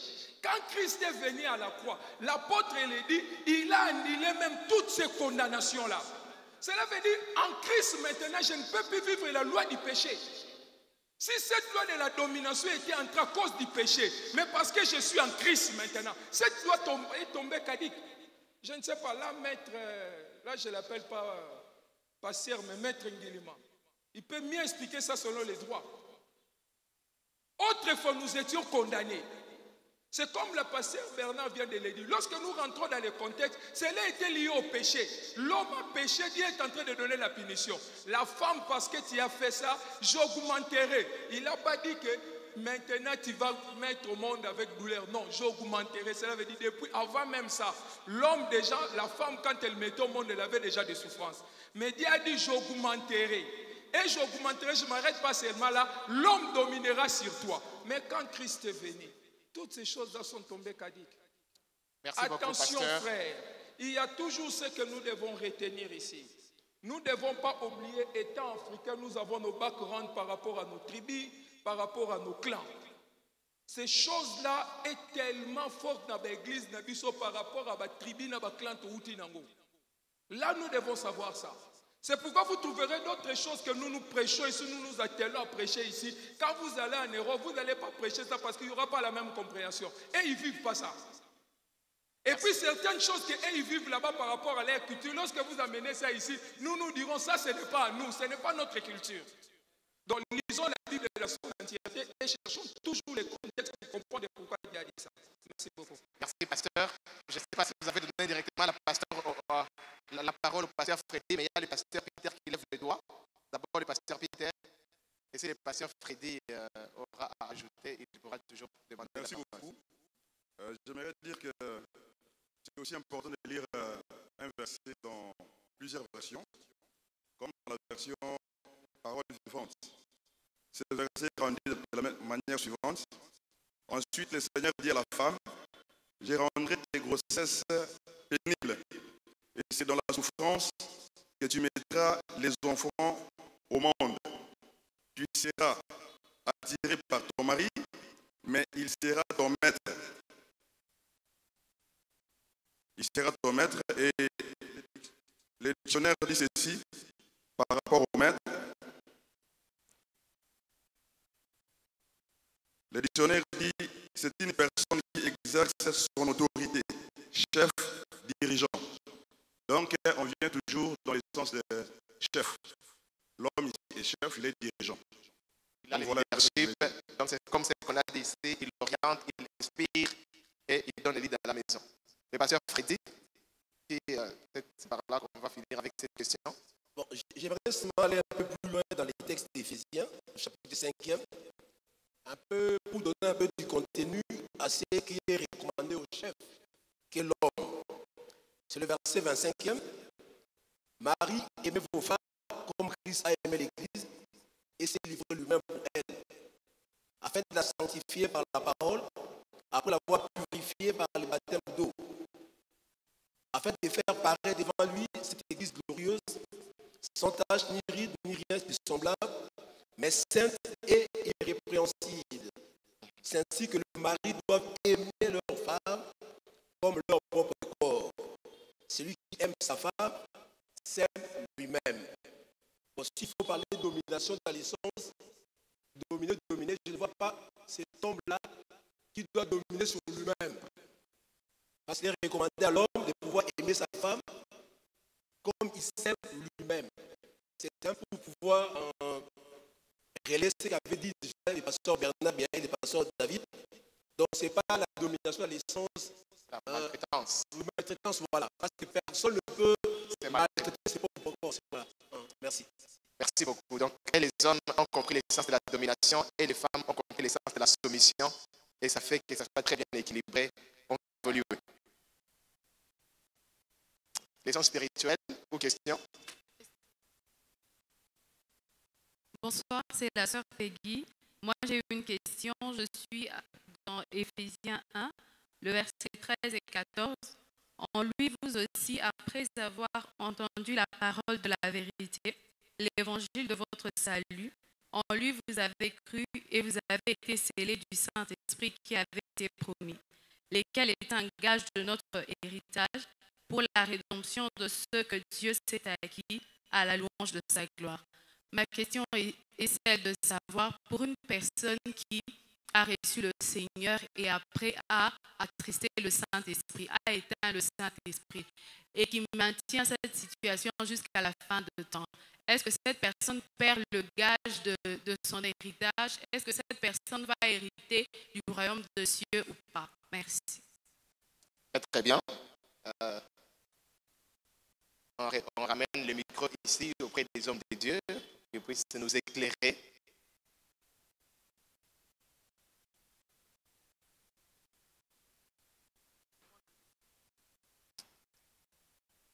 Ephésiens chapitre 1er, et là, lit à partir du verset 13.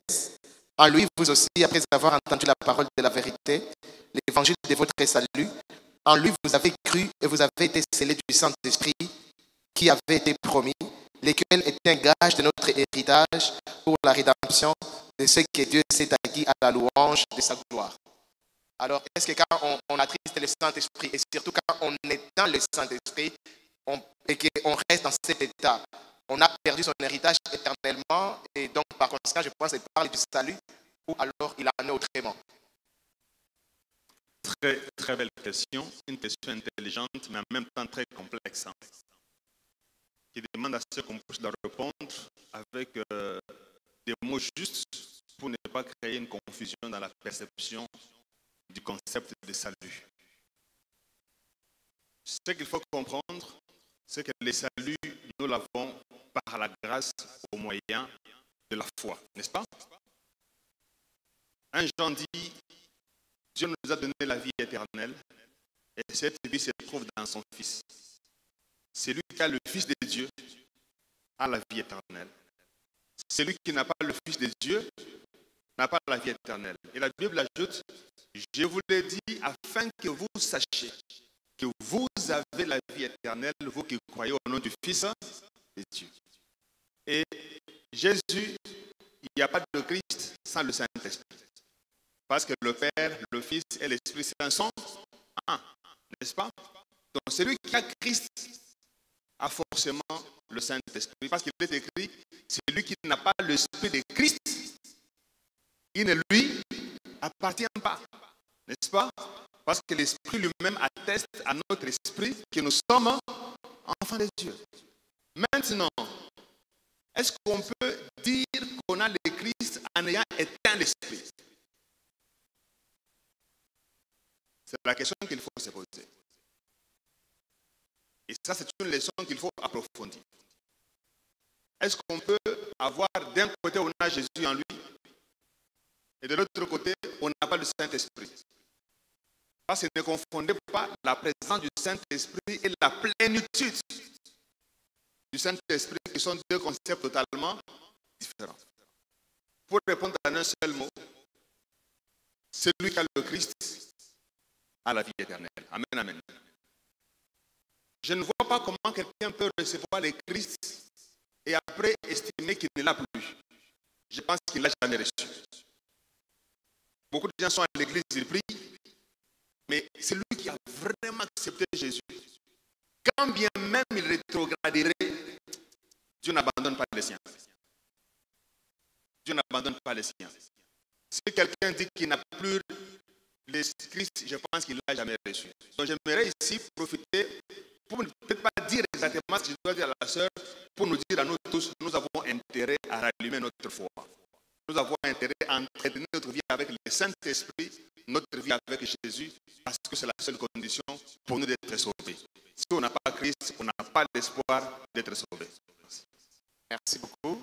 C'était une question importante. Je crois que chaque année, cette question revient toujours par rapport à l'assurance du salut. Oui. J'aimerais, avant de donner ma réponse, me conseiller aussi aux conseillers. Si vous pouvez bien travailler sur cette leçon de l'assurance du salut au milieu de nos affermissements, c'est très important. Une personne qui a reçu Christ, qui a vécu avec Christ, après il a abandonné. Mais il y a beaucoup d'exemples dans la Bible qui en parlent. L'apôtre Paul parle d'un certain Alexandre le forgeron, qui fut son compagnon, mais après il a abandonné la foi. Nous devons savoir une chose, frère. Il y a beaucoup d'enseignements hérétiques aujourd'hui qui disent aux gens, même si vous avez abandonné la foi, vous irez au ciel. C'est faux. Non, c'est faux. La foi chrétienne dans la nouvelle alliance, c'est une histoire de quiconque croit. Ce n'est pas une histoire de généralité de plusieurs personnes, mais c'est une histoire personnelle. Lorsque vous avez abandonné la foi, vous avez tourné le dos au Christ volontairement, vous êtes perdu éternellement. Nous devons régler ces problèmes une fois pour toutes. On n'a pas de doute à ce niveau-là. Parce que nous voyons dans la Bible les gens qui ont abandonné la foi, que l'apôtre même a cité les noms. Il parle de Démas qui m'a abandonné, nous l'avons livré au diable. C'est écrit dans les écrits de Paul. Alexandre le forgeron qui a abandonné la foi. Il est important, comme le frère pasteur Bernard vient de le dire, j'aimerais conclure là où il a terminé. Il est important de savoir que lorsque nous avons accepté Christ, il y a un verset que j'étais en train de chercher, je n'ai pas trouvé rapidement, mais je sais que nous sommes au club, il y a beaucoup de lecteurs ici. L'apôtre dit ceci: Dieu a permis à l'homme de les chercher, quand bien même à tâtonnant, mais qu'il puisse poursuivre. C'est-à-dire quoi? Je suis avec Dieu, quand même qu'il y a des moments où je suis en train de tomber, mais je n'abandonne pas, j'avance. C'est ça que Dieu attend de nous. Mais aujourd'hui, j'étais avec Dieu, à cause du plaisir de ce monde, je ne vais pas m'allier à la formation parce que j'ai besoin d'argent. Demain, je dis que je conserve ma foi. Non, ce n'est pas biblique. Mais il peut y arriver dans la marche chrétienne, je suis tombé, j'ai fait un faux pas à la franc-maçonnerie, mais je me relève, je dis Seigneur, pardonne-moi, je reprends ma route, c'est ce que Dieu nous demande de faire. Donc nous devons comprendre ça une fois pour toutes. Si vous abandonnez la foi, vous allez à la perdition une fois pour toutes. Mais Dieu nous appelle toujours à nous relever dans notre marche, quand bien même que nous tombons, à nous relever toujours. Merci beaucoup. Merci beaucoup. Donc, si les deux réponses des pasteurs nous disent, on entre par la même porte par laquelle on entre dans la foi.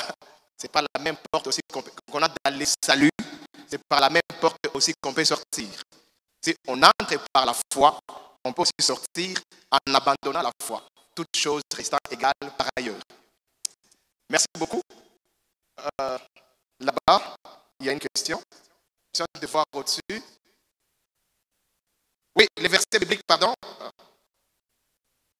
Chapitre 17.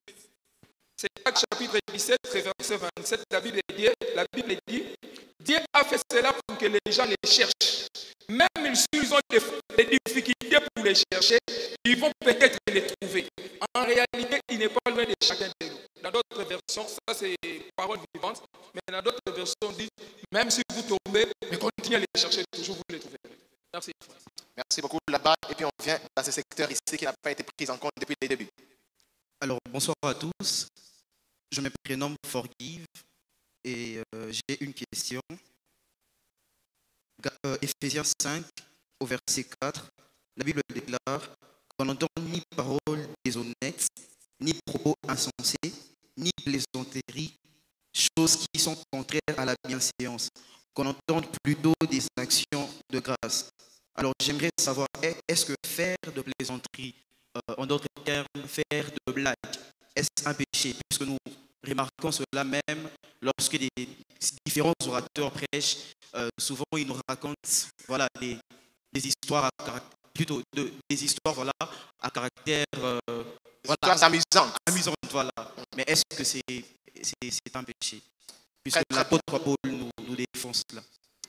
Merci beaucoup. Donc, la question de notre frère porte sur le vrai sens du mot plaisanterie. Est-ce que faire des plaisanteries, dans le sens de la Bible, est un péché? Est-ce que tu peux relire exactement ce qui est écrit? Oui, le frère. Oui, tu peux relire exactement ce qui est écrit. Donne la référence et relisons mot à mot. Éphésiens 5, 4. Qu'on n'entende ni paroles déshonnêtes. Attends, doucement, allons doucement. Ici, on est en train de réglementer la conduite des chrétiens, n'est-ce pas? Ok. Qu'on n'entende ni paroles déshonnêtes. C'est une parole qui est mensongère. C'est une parole qui n'est pas vraie. Comme nous sommes les fils de la vérité, nous ne devons pas être malhonnêtes. En d'autres termes, il a voulu dire ne soyez pas malhonnêtes. Deuxième chose, ni propos insensés. Propos insensés. Des choses qui n'ont pas de sens. Sachez que la Bible, quand elle parle d'insensé, ça veut simplement résumer quelqu'un qui fait beaucoup de bêtises, beaucoup d'erreurs, des pécheurs en fait, insensés, un orgueilleux, qui ne marche pas dans la voie de Dieu. Voilà pourquoi Jésus dit à cet homme qui dit mon âme, tu as beaucoup de bien, réjouis-toi. Il dit insensé, parce que tu ne tiens pas compte de Dieu. Tu es quelqu'un qui n'est pas raisonnable par rapport à Dieu. Ok? Ni plaisanterie. Virgule. Choses qui sont contraires à la bienséance. C'est ça qu'il faut aller. Il ne faut jamais sortir les mots d'une phrase dans la Bible. Si tu te limites à la plaisanterie, tu vas penser que si moi j'ai fait la blague au pasteur David, c'est un péché. Non, non. La Bible n'est pas contre l'humour. Dieu, quand on fait l'humour, les gens rigolent, ce n'est pas mauvais. Mais ce sont des plaisanteries qui sont contraires aux bonnes manières. C'est de ça qu'il est question. Alors, cette version dit quoi? Pas de paroles grossières, ni stupides, ni sales. Cela ne se fait pas. Vous voyez? Paroles sales, stupides. Et ça, on vous recommande d'avoir toujours plusieurs versions de la Bible. Vous allez bien comprendre les choses. Les plaisanteries dont on parle ici, c'est quand tu sortes des bêtises, tu sortes des impuretés, des choses qui sont impudiques. L'impudicité, ce n'est pas seulement quand on pêche sexuellement. Même quand tu sors des choses qui n'ont pas de pudeur, c'est de l'impudicité. Ce sont des plaisanteries impudiques, des plaisanteries qui ne sont pas bien séantes dont il est question. Mais plaisanter avec son enfant, plaisanter avec son ami, avec sa femme, c'est quelque chose qui peut exister. Dieu n'est pas contre ça. Merci beaucoup, pasteur. Il y a même des plaisanteries méchantes. Tu sais qu'on se faisait à l'école. Tu plaisantes avec l'autre pour l'humilier, par exemple. Ça, c'est pas bienséant. Voilà. Donc, on doit se fonder sur les mots bienséance. Voilà. Tout ce qui est contraire à la bienséance. Ici, le micro, ici d'abord, on n'est pas venu dans ce secteur pour qu'on soit vraiment dans l'équilibre de la salle aussi. Ici.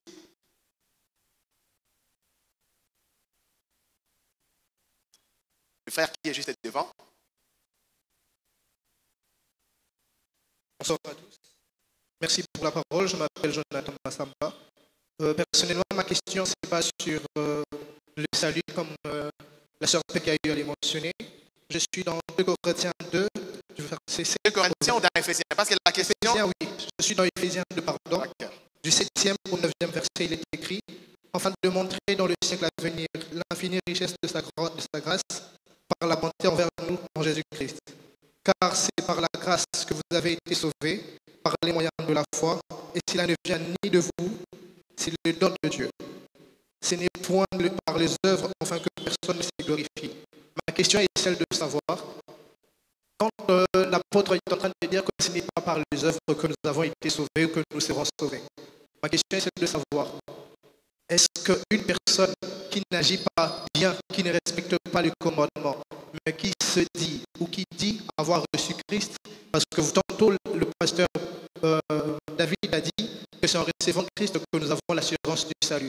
Mais lorsqu'une personne ne reçoit pas Christ forcément, mais agit, lorsqu'une personne reçoit Christ, mais n'agit pas bien, et lorsque le deuxième volet de ma question, c'est lorsqu'une personne agit bien, mais n'ayant pas Christ, comment on peut dire que cette personne sera sauvée ou pas?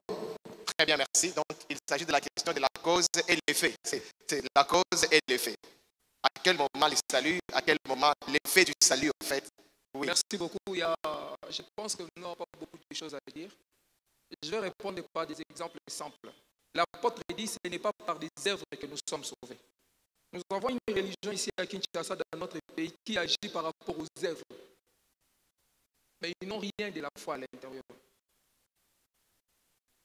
L'apôtre a tout simplement voulu nous tirer notre attention.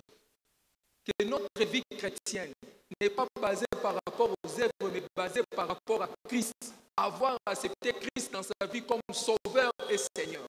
Ça, c'est la chose la plus importante. Je prends un exemple simple. Les pasteurs, notre Père aime beaucoup le dire ici. Vous trouverez des gens qui ne prient pas, mais avec une moralité tellement élevée plus que les chrétiens. Vous direz que cet homme ira au ciel. Il est perdu avec sa moralité. Parce que la seule condition d'arriver au ciel, d'accéder au ciel, c'est d'avoir accepté Christ dans sa vie comme sauveur et Seigneur. Un point très. Les œuvres ou la moralité n'ont rien à voir. Je prends un deuxième exemple.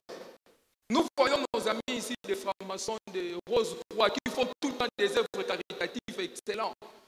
Plusieurs fois, je l'ai rencontré à Maman Coco. Alors, Félina Maman Coco, le président national ici, une fois m'a posé la question, il m'a dit, vous êtes quel genre d'église chrétienne? Nous n'avons jamais vu des églises chrétiennes comme ça. J'ai dit, c'est toi qui penses. Pourquoi?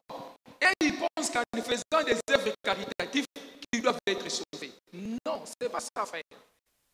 Nous devons faire très attention. C'est pourquoi vous remarquez même à l'église des gens qui viennent à l'église dans le Topito, non? On a un jour à Cop, mais nous n'avons pas ton église. Tous les gens n'ont pas ton église. Tous les gens n'ont pas ton église.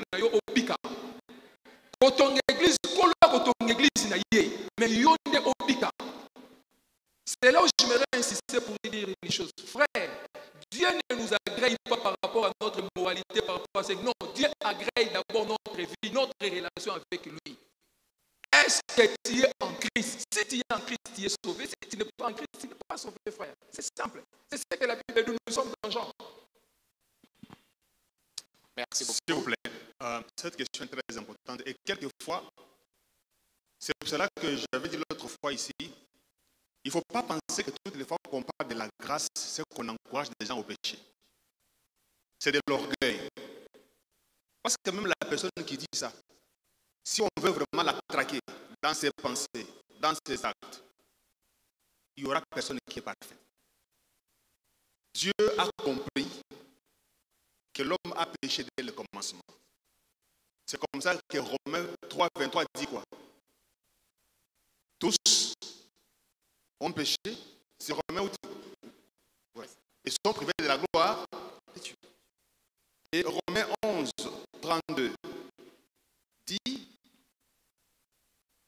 car Dieu a renfermé tous les hommes dans la désobéissance, pour faire miséricorde à tous. Sachez que l'histoire du salut parle du fait que Dieu est tellement saint qu'il ne peut pas s'asseoir avec quelqu'un qui est impur. Alors que depuis le péché d'Adam, tous les hommes ont été considérés comme pécheurs. Mais Dieu est tellement juste qu'il ne peut pas te considérer que tu es saint ou tu es innocent si tu n'as pas payé. Quand on dit que le salut est gratuit, il est gratuit pour nous. Mais Dieu a fait payer à Jésus. Ce n'est pas gratuit. Jésus a payé les prix.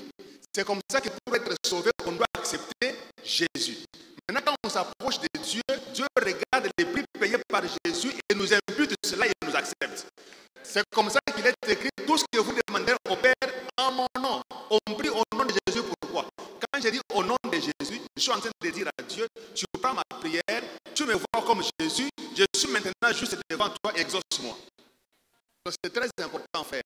Mais la foi, quand le salut est installé en nous, quand quelqu'un est en Christ, il devient une nouvelle créature. C'est comme ça qu'on dit qu'une foi qui est sans œuvre, elle est morte. Les œuvres nous montrent que nous avons la foi, mais les œuvres ne nous sauvent pas. C'est très important. La cause, c'est la foi. La conséquence ou l'effet, ce sont les œuvres.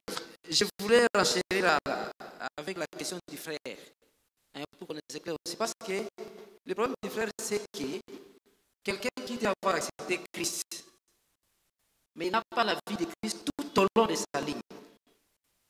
Je ne parle de ces œuvres-là, je ne parle pas des œuvres de donner de l'argent, mais les œuvres de la vie. Et en revenant à la première question, on avait dit qu'est-ce que quelqu'un peut perdre de sa ligne. J'ai associé à cet aspect-là. Parce que je voulais qu'on puisse un peu renchérir dans cet aspect-là. On dit qu'on a la foi, mais toute notre vie contredit la vie de la foi exactement. Mais c'est comme ça qu'on dit, montre-moi ta foi sans les œuvres, moi je te démontrerai ma foi par les œuvres. Donc, écoutez, ne mélangeons pas les choses. La Bible est plus spirituelle que nous, l'apôtre Paul est plus spirituel que nous, Jésus est plus spirituel que nous, Dieu est plus spirituel que nous. Dieu nous sauve par la grâce, c'est gratuit. Les dons gratuits de Dieu, c'est la vie éternelle. Mais quand nous avons cette vie éternelle, elle doit nous transformer. Maintenant, nous commençons à nous améliorer progressivement. Ce n'est pas parce que tu es né de nouveau aujourd'hui que forcément tout change. Il y a un travail de transformation progressive qui vient. Hier, j'ai trompé, je ne trompe plus. Ainsi de suite, c'est progressif. Voilà pourquoi l'apôtre Paul dit on court vers la perfection. Mais tu ne peux pas dire que tu es chrétien et vivre totalement à l'encontre de la parole de Dieu. Là, il y a un problème. Nous ne voulons pas dire ce que le salut n'est pas. Nous disons ce que le salut est. Voilà pourquoi dans Apocalypse, on dit qu'il y a des personnes qui s'appellent juifs, mais qui ne sont que des synagogues de Satan. On ne parle pas de ça. Nous voulons parler de ce que le salut est. C'est gratuit, ce n'est pas la foi. Mais quand on a la foi en nous, cette foi va nous pousser à produire des œuvres. Et les œuvres qui attestent que nous avons réellement Jésus en nous. Ça fonctionne comme le pasteur Julien permet à lever le doigt avant le pasteur David pour que ça ne soit pas comme si la parole n'était que là-bas. Ok, merci. La grande partie, le pasteur Bernard l'a si bien dit, mais j'aimerais en fait revenir sur un aspect très important lorsqu'on parle du salut et de la foi en Jésus. De fois, nous ne comprenons pas très bien ce concept. La notion du salut et de la foi, nous devions comprendre que depuis l'Ancien Testament, aucune œuvre n'a sauvé l'homme. Même Israël, qui était appelé le peuple de Dieu, la Bible a dit que tous les sacrifices, les œuvres qu'il faisait, n'ôtaient pas le péché. Elles ne faisaient que couvrir le péché. Mais seule l'œuvre de Christ a ôté le péché, la malédiction qui pesait sur la création toute entière. Et lorsque l'homme entre en contact avec Christ, c'est par là qu'il est réconcilié avec Dieu. Ça, c'est une notion très importante par rapport au salut. Quelqu'un peut faire les œuvres, mais s'il n'a pas il n'est pas en relation avec Jésus, tout ce qu'il fait n'est rien. C'est pourquoi, lorsque vous lisez Jean chapitre 1er, l'évangile de Jean, son premier chapitre, on dit il est venu chez les siens et les siens l'ont rejeté, malgré leurs bonnes œuvres. C'est pourquoi, auprès de qui Jésus est devenu les païens, eux ils l'ont reçu et il les a donné le pouvoir de devenir enfants de Dieu. Papa Michel a bien parlé dans l'introduction du livre aux Éphésiens. Les Éphésiens nous parlent, nous sommes devenus héritiers. On n'avait pas ce rang-là. Et lorsque nous le sommes devenus, ce n'est pas parce que nous avons produit de belles œuvres, non. C'est notre foi en Jésus-Christ qui nous a donné cette position auprès de Dieu. Dieu ne nous regarde pas comme des méchants, mais il nous regarde comme ses héritiers. C'est vraiment l'équilibre que je voulais aussi apporter dans ce que le pasteur, dans toutes les réponses, plutôt mon apport, pas de l'équilibre. Merci beaucoup. Il y a ces passages que les pasteurs citent souvent avant que les pasteurs ne parlent. Ésaïe chapitre 64, le verset 5, la Bible dit « Nous sommes tous comme des impurs et toute notre justice est comme un vêtement souillé. Nous sommes tous flétris comme une feuille. » Il n'y a aucune justice que l'homme puisse avoir qui vale quelque chose devant Dieu. Ce n'est que la justice de Christ lui-même. Oui, merci beaucoup. J'aimerais ajouter quelque chose par rapport à la marche chrétienne. Je ne reviens plus à ce que les pasteurs Bernard a dit et les pasteurs Julio. Des gens de questions et souvent par rapport à nous chrétiens qui refusons de suivre la formation normale que l'Église nous propose. C'est-à-dire quoi? Je suis en train de faire une étude simple, en train d'étudier certains événements sur l'église chrétienne. J'ai compris une chose. Beaucoup de problèmes que nous avons aujourd'hui au milieu des chrétiens, ce sont des personnes qui ont fui les affermissements, les enseignements de base. Ici, nous l'appelons école des disciples. Nous sommes devenus chrétiens comme aujourd'hui, instantanés. Parce que nous sommes dans la génération instantanée. Tu deviens chrétien aujourd'hui, demain tu deviens pasteur, après demain tu as une grande église, tu achètes. Non, frère, non. La vie chrétienne, ce n'est pas comme ça. Si nous voulons régler les problèmes dans nos vies chrétiennes, nous devons recommencer les choses telles qu'elles sont établies dans l'église. C'est-à-dire quoi? Si je prends l'exemple de l'école des disciples chez nous, on commence à nous enseigner, première leçon, c'est quoi d'abord naître de nouveau. Ça veut dire, j'ai des bases qui font de moi un chrétien. Et vous remarquerez que les gens qui sont passés par l'école des disciples, tout en étant sérieux, ont moins de problèmes que les parvenus. C'est pourquoi je dis, j'aimerais répondre à cette question en nous exhortant tous de suivre les formations telles qu'il est établi. Je prends l'exemple de Paul. Beaucoup de personnes croient que l'apôtre Paul est écrit parce qu'il a écrit. Non. Si vous regardez l'apôtre Paul, il dit lui-même, j'ai été à l'école de Gamaliel, j'ai été à l'école de la formation, j'ai été enseigné, j'ai été assis, j'ai appris des choses. Et aujourd'hui, je suis capable de les reproduire. Frère, tout ce que nous vous disons, ce sont des choses que nous avons apprises autrefois. Ne vous en faites pas. Même les premières prédications que si on te donne aujourd'hui de prêcher, tes premiers enseignements ne feront que la combinaison de certaines leçons de l'école des disciples où vous l'enseignez l'évangile. Mais si vous n'avez pas cette base-là, c'est pourquoi nous avons des questions telles qu'un homme peut perdre les salis. À l'école des disciples, ces questions, j'ai répondu là-bas. Dans les enseignements fondamentaux. Merci, pasteur. Nous sommes donc exhortés pour ceux qui n'ont pas suivi les enseignements à pouvoir le faire. Et d'ailleurs, très bientôt, il y aura une session spéciale qui commence pour ceux qui n'ont pas les dimanches. Donc, voici l'occasion à saisir pour pouvoir être édifié. Au-dessus, peut-être là-bas une dernière question et puis en bas, et on va clôturer. Bon, je me présente au nom de Maurice Okoumou. Ma question est tirée du livre de Ephésiens, chapitre 6, au verset 1. La Bible nous dit que enfants, obéissez à vos parents selon le Seigneur, car cela est juste. Ma question est de savoir, alors si les parents font ce qui ne cadre pas avec la parole de Dieu, il faut toujours obéir aux parents. Si les parents font ce qui ne cadre pas avec la parole de Dieu, est-ce qu'ils font toujours leur obéir, être obéissants? Oui, oui. Lorsque les parents font ce qui ne cadre pas avec la parole de Dieu. Très bien. Très bien. Dieu ne va pas te juger en fonction de ce que les parents ont fait ou pas. Dieu va te juger en fonction de ce qu'il t'a demandé à toi de faire ou pas. Même si ton père est un soulard, tu dois l'honorer. Même si ta maman est légère, même si elle est prostituée, on a dit, toi, tu dois faire quoi? Tu dois l'honorer. C'est par extension ces débats où j'entends les hommes comme les femmes disent, il n'y a que la femme qui a aimé qui va se soumettre. Il n'y a que l'homme dont la femme se soumet qui va l'aimer. Ce n'est pas ça. La Bible ne donne pas de conditions. La Bible dit, enfant, honore ton père et ta mère. C'est tout. Si ton papa fait ce qui n'est pas bon, ta maman fait ce qui n'est pas bon, ça sera son problème avec Dieu. Toi, limite-toi à ce que Dieu t'a demandé de faire. C'est tout.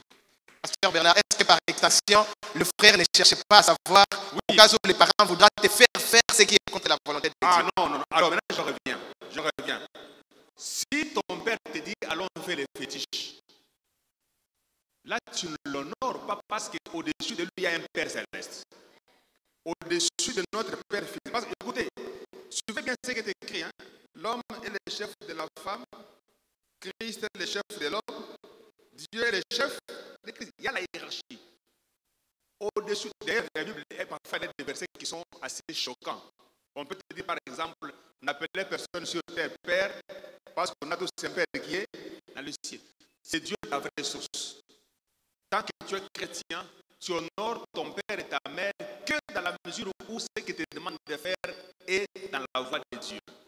Quand ça s'écarte, là tu vas te mettre du côté de Dieu, Dieu sera de ton côté. Merci beaucoup. Carrément, c'est clair. Oui. je voulais juste te donner, en fait, c'est ce qu'on aime toujours insister, il faut toujours lire bien le contexte. Quand il finit avec le premier verset, il faut lire la suite. Hein. Le verset 2 dit, honore ton père et ta mère, c'est le premier commandement avec une promesse. Le verset 3, afin que tu sois heureux et que tu vives longtemps sur la terre. Le verset 4, maintenant, on parle de ce que le parent doit faire. Il dit, et vous, pères, n'irritez pas vos enfants, mais élevez-les en les corrigeant et en les instruisant selon le Seigneur. Selon le Seigneur. Donc quand un parent te demande de faire des choses selon le Seigneur, toi tu ne peux pas désobéir. Tu dois honorer le parent. Mais aussi, cette même question est aussi venue pendant le club. Il y a certains enfants, c'est pas que le parent fait mal. Mais aujourd'hui, il y a des enfants qui déshonorent le parent parce que lui, il a reçu le Saint-Esprit entre guillemets. Parce que papa ne prie pas, maman ne prie pas. Lorsqu'on lui demande, ok, c'est ton tour de préparer aujourd'hui, il n'a pas pris soin de préparer à la maison, de faire les travaux qu'il devait faire, sous prétexte que je dois aller à l'église. Là, on déshonore. Là, on déshonore au nom de la foi. Là, on doit mettre le jeune, on doit mettre beaucoup d'équilibre. Lorsqu'il faut aller à l'école, tu dois préparer tes cours et aller à l'école. Tu ne dois pas donner l'excuse qu'on avait retraite ou on doit aller à l'église. Non. Parce qu'on n'a pas reçu un esprit de médiocrité. Ok? Donc, dans le contexte où on est, c'est lorsque le parent demeure dans la voie du Seigneur, parce qu'on a aussi des parents, il n'est pas chrétien, mais lorsqu'il donne une orientation à l'enfant, c'est là l'enfreint pas la loi de Dieu. Donc l'enfant est appelé à obéir. Mais dans la mesure où le pasteur Bernard a bien précisé, quand cela va à l'encontre de la foi, où le parent te demande quelque chose qui n'est pas naturel, qui n'est pas la volonté de Dieu, là, l'enfant ne doit pas obéir, mais aussi avec beaucoup de respect. Merci beaucoup. Les pasteurs derrière, le pasteur Freddy, il a levé le doigt. Freddy, le pasteur Freddy, oui. Avant le pasteur, je vais votre doigt. En fait, ce que je voulais souligner ici, je crois, a été repris par le pasteur Gilot, selon les seigneurs. Et aussi, il a bien spécifié, même si les parents te demandent de faire quelque chose qui ne cadre pas avec la parole de Dieu, je crois aussi un enfant qui est respectueux, qui est poli. Il y a aussi cette manière de faire les choses. Pas refuser pour dire que non, nous, être impoli en refusant d'obéir à ses parents, a été dans ce cadre qui est en dehors du Seigneur. Je crois qu'un enfant qui est rempli du Saint-Esprit, même si son père ou sa mère lui demande de faire quelque chose qui ne cadre pas avec la parole de Dieu, il peut aussi avoir une bonne attitude pour pouvoir présenter les choses. Par rapport à cette question, je pense qu'on peut vite passer pour qu'on donne ici là-bas derrière, je vis un doigt, c'est les derniers doigts. Et après, là, on aura clôturé. Vous pensez que ce n'est pas assez précis, pasteur, parce qu'on peut évoluer? Je voulais qu'on puisse réfléchir, parce que comme si nous ne sommes pas allés très loin avec ça. Ici, nous parlons dans le cadre de la parole éternelle. Mais nous avons des parents qui ne prient pas, qui ne sont pas chrétiens. Il faut réfléchir sur ça. C'est ça que je voulais que le modérateur, si le pasteur peut réfléchir à cela. Vous prenez un papa des églises baptistes ou quoi. Il peut vous faire lire par rapport à leur doctrine qui ne cadre pas notre des choses qu'on ne peut pas faire. Comment un enfant peut se prendre? Comment il peut agir?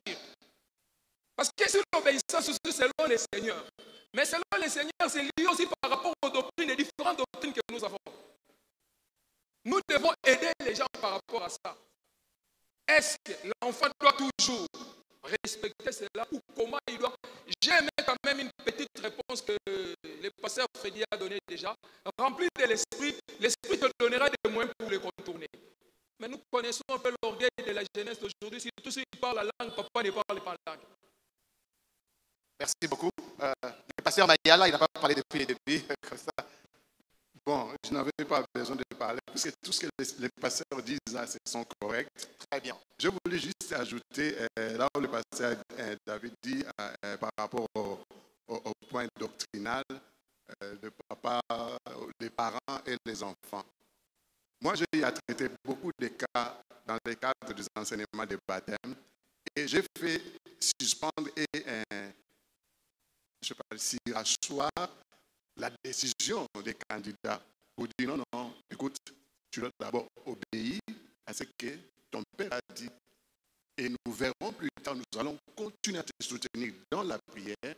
Les jours où il verra que tu es devenu mature et qu'il peut te laisser voler avec tes propres ailes, tu seras libre d'exercer tout ce que tu cherches à exercer.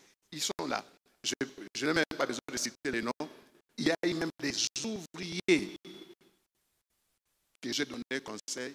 Ils ont obéi. Ils sont maintenant en paix avec leurs parents.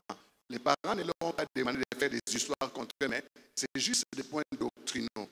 Papa dit, niet, tu dois venir prier chez nous.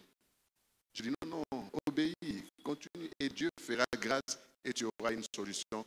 Peut-être quand tu vas te marier, tu seras libre et tu prendras tes décisions. Donc, à ce niveau-là, j'ai voulu qu'il y ait un peu de l'équilibre.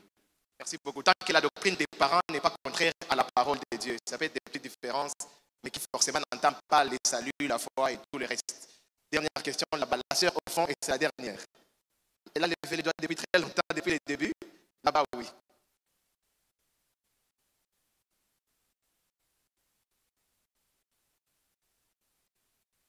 Shalom tout le monde. J'avais une question, mais en suivant les réponses des pasteurs, j'ai une autre préoccupation.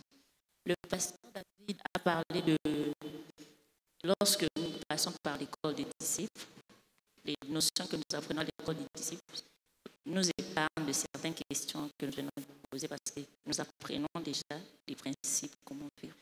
Alors, que dire des personnes qui sont passées par l'école des disciples, qui ont suivi tous les cursus, stages, puis sont des ouvriers, qui posent des problèmes comme s'ils ne sont pas passés par l'école des disciples. Alors, ces ouvriers-là dans les départements, comment faire avec eux? On devrait les renvoyer encore à l'école des disciples.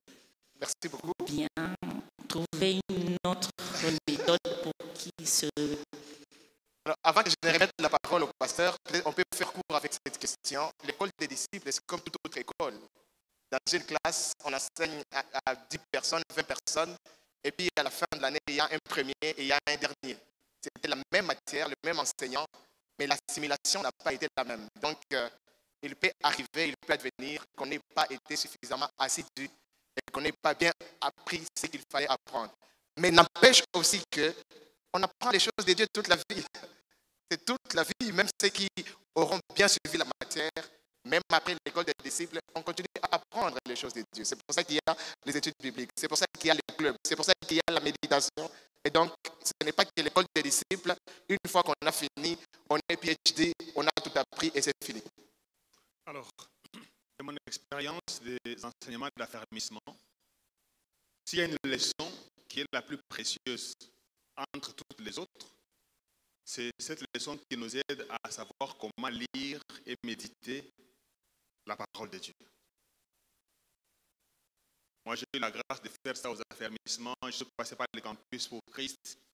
On vous montre comment méditer. Parce que c'est ça qui va faire en sorte que, même quand tu vas quitter l'école des disciples, tu vas garder l'apprentissage, la connaissance et l'affermissement de ce que tu as appris.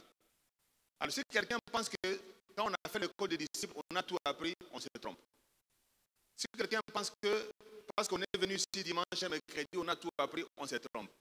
Tout enfant de Dieu qui n'a pas une vie personnelle, de lecture de la parole de Dieu, de méditation de la parole de Dieu, une vie personnelle de communion avec Dieu dans la prière, il posera problème partout où il ira. Même s'il est à l'école des disciples, il posera des problèmes. Merci beaucoup, pasteur. C'est bref et c'est vraiment précis. Alors, on a fini par là, je pense, parce qu'on sera vraiment en dehors du temps. C'est vrai qu'on ne pourra pas finir. On peut rester même jusqu'à demain matin. Il y aura toujours des questions. C'est ça la richesse de la parole de Dieu et la beauté qu'il y a dedans. Ce que nous faisons ici aujourd'hui, c'est ce que nous faisons chaque vendredi au club. Donc, c'est exactement la même chose que nous faisons. Et pour les questions qui restent, vous pouvez toujours venir au club et vous aurez l'occasion de poser autant de questions que vous pouvez et on va continuer avec l'échange. Donc, tout ceci est en train de nous montrer combien il est important de méditer la parole de Dieu, de la lire et même de pouvoir partager. Quand on lit seul, on comprend, oui, mais quand on lit aussi avec les autres, quand on échange avec les autres, on est enrichi davantage parce qu'on n'a pas toujours la même compréhension. Amen. Le pasteur Mayala, il pourra prendre en charge certainement la suite du programme. On doit projeter une vidéo la vidéo d'une maison biblique. Après la projection, le pasteur Mayala pourra nous prendre en charge. Il y a des frères de l'église, des bien-aimés qui avaient participé à un concours autour de la Bible lors de la foire du livre. Et la parole éternelle, parce que les bien-aimés qui sont réguliers au club ont représenté la parole éternelle, bien qu'étant partis individuellement à la base, mais arrivé là-bas, on leur a dit que la condition était qu'on devait jouer au nom de l'église. Et nous avons la joie de vous dire que nos bien-aimés ont remporté le premier prix. De sorte que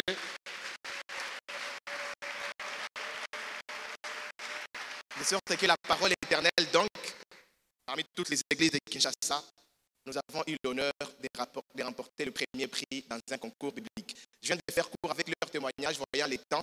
Peut-être demain, si on a un peu de temps, on pourra leur tendre le micro pour pouvoir nous dire un peu comment le club et même le temps de méditation a aidé afin qu'ils puissent bien maîtriser la parole. La presse. De la République démocratique du Congo à RDC en cible. Eh bien, l'Alliance biblique de la République démocratique du Congo est une association interconfessionnelle sans but lucratif au service de toutes les églises chrétiennes en RDC. Elle a vu juridiquement le jour le 5 décembre 1954, bien que les actions missionnaires aient commencé en 1985. Son but est de traduire, de produire et de diffuser les saintes écritures à travers la RDC. Sa mission est de rendre les saintes écritures disponibles dans les langues compréhensibles à des prix abordables et dans les formats agréables, facilitant les dialogues avec les lecteurs. Parlant de la traduction, retenez qu'éditer une Bible est une procédure laborieuse et méticuleuse qui prend plusieurs années. Il faut normalement en moyenne 15 ans de travail avec une équipe de 3 traducteurs à temps plein et de 10 à 12 réviseurs à temps partiel. Les traductions sont faites sur base des textes originaux, l'hébreu, le grec et l'araméen. La procédure nécessite une forte assistance des logiciels appropriés traités par l'ordinateur. En ce qui concerne la production, les impressions se font en Corée du Sud, en Chine, au Japon et au Brésil. L'Afrique ne possède donc pas d'imprimerie appropriée pour ce faire. En ce jour, la RDC a déjà rendu disponible 39 Bibles complètes en 27 langues, telles que Allure, Bangala, Bemba, Chokwe, Ebembe, Kikongo, Otetela, Swahili Congo, Chiluba, Kituba, Lingala et tant d'autres. Enfin, la diffusion utilise les circuits Internet de l'Alliance biblique de la RDC dans les provinces où les librairies des églises éparpillées dans le pays. Hormis sa mission principale, à savoir la traduction, la production et la diffusion des saintes écritures, l'Alliance biblique de la République démocratique du Congo pilote plusieurs projets spécifiques, notamment l'alphabétisation, un programme conçu pour faciliter l'apprentissage de la lecture et de l'écriture en un temps record. Parce qu'il faut savoir lire avant de posséder une Bible. Bien des gens ont quitté l'ignorance en découvrant la vérité de l'écriture grâce au dit programme.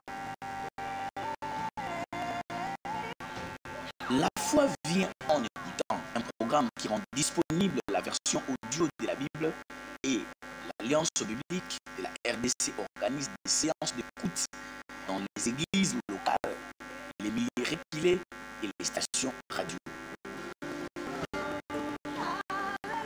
Bon Samaritain, un projet spécifique de lutte contre le VIH-Sida, afin de sensibiliser tous les chrétiens pour un comportement responsable et de le prévenir contre cette pandémie. La guérison des traumatismes est un ensemble de projets post-conflit en vue de soulager à la lumière de la parole les blessures du cœur des personnes en toutes sortes de situations difficiles, entre autres les orphelins, les déplacés de guerre et l'autonomisation des femmes veuves par les activités génératrices des revenus et les travaux champêtres et autres par la prise en charge personnelle. Évangélisation par les films de Jésus et les films chrétiens. Un autre projet aidant à maintenir la foi chrétienne et à rester ouvert à la sagesse divine à travers la docilité de la parole du Seigneur. Notre siège est au numéro 17 de l'avenue au Congo, dans la commune de la Gombe, non loin du supermarché GG Mart, ex-Kinmassière.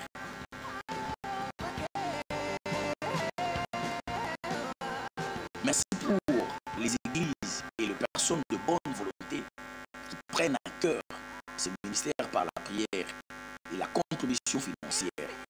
C'est le cas du Centre évangélique Parole éternelle GB Bandal. Connaissez-vous l'Alliance biblique de la République démocratique du Congo à BRDC en sigle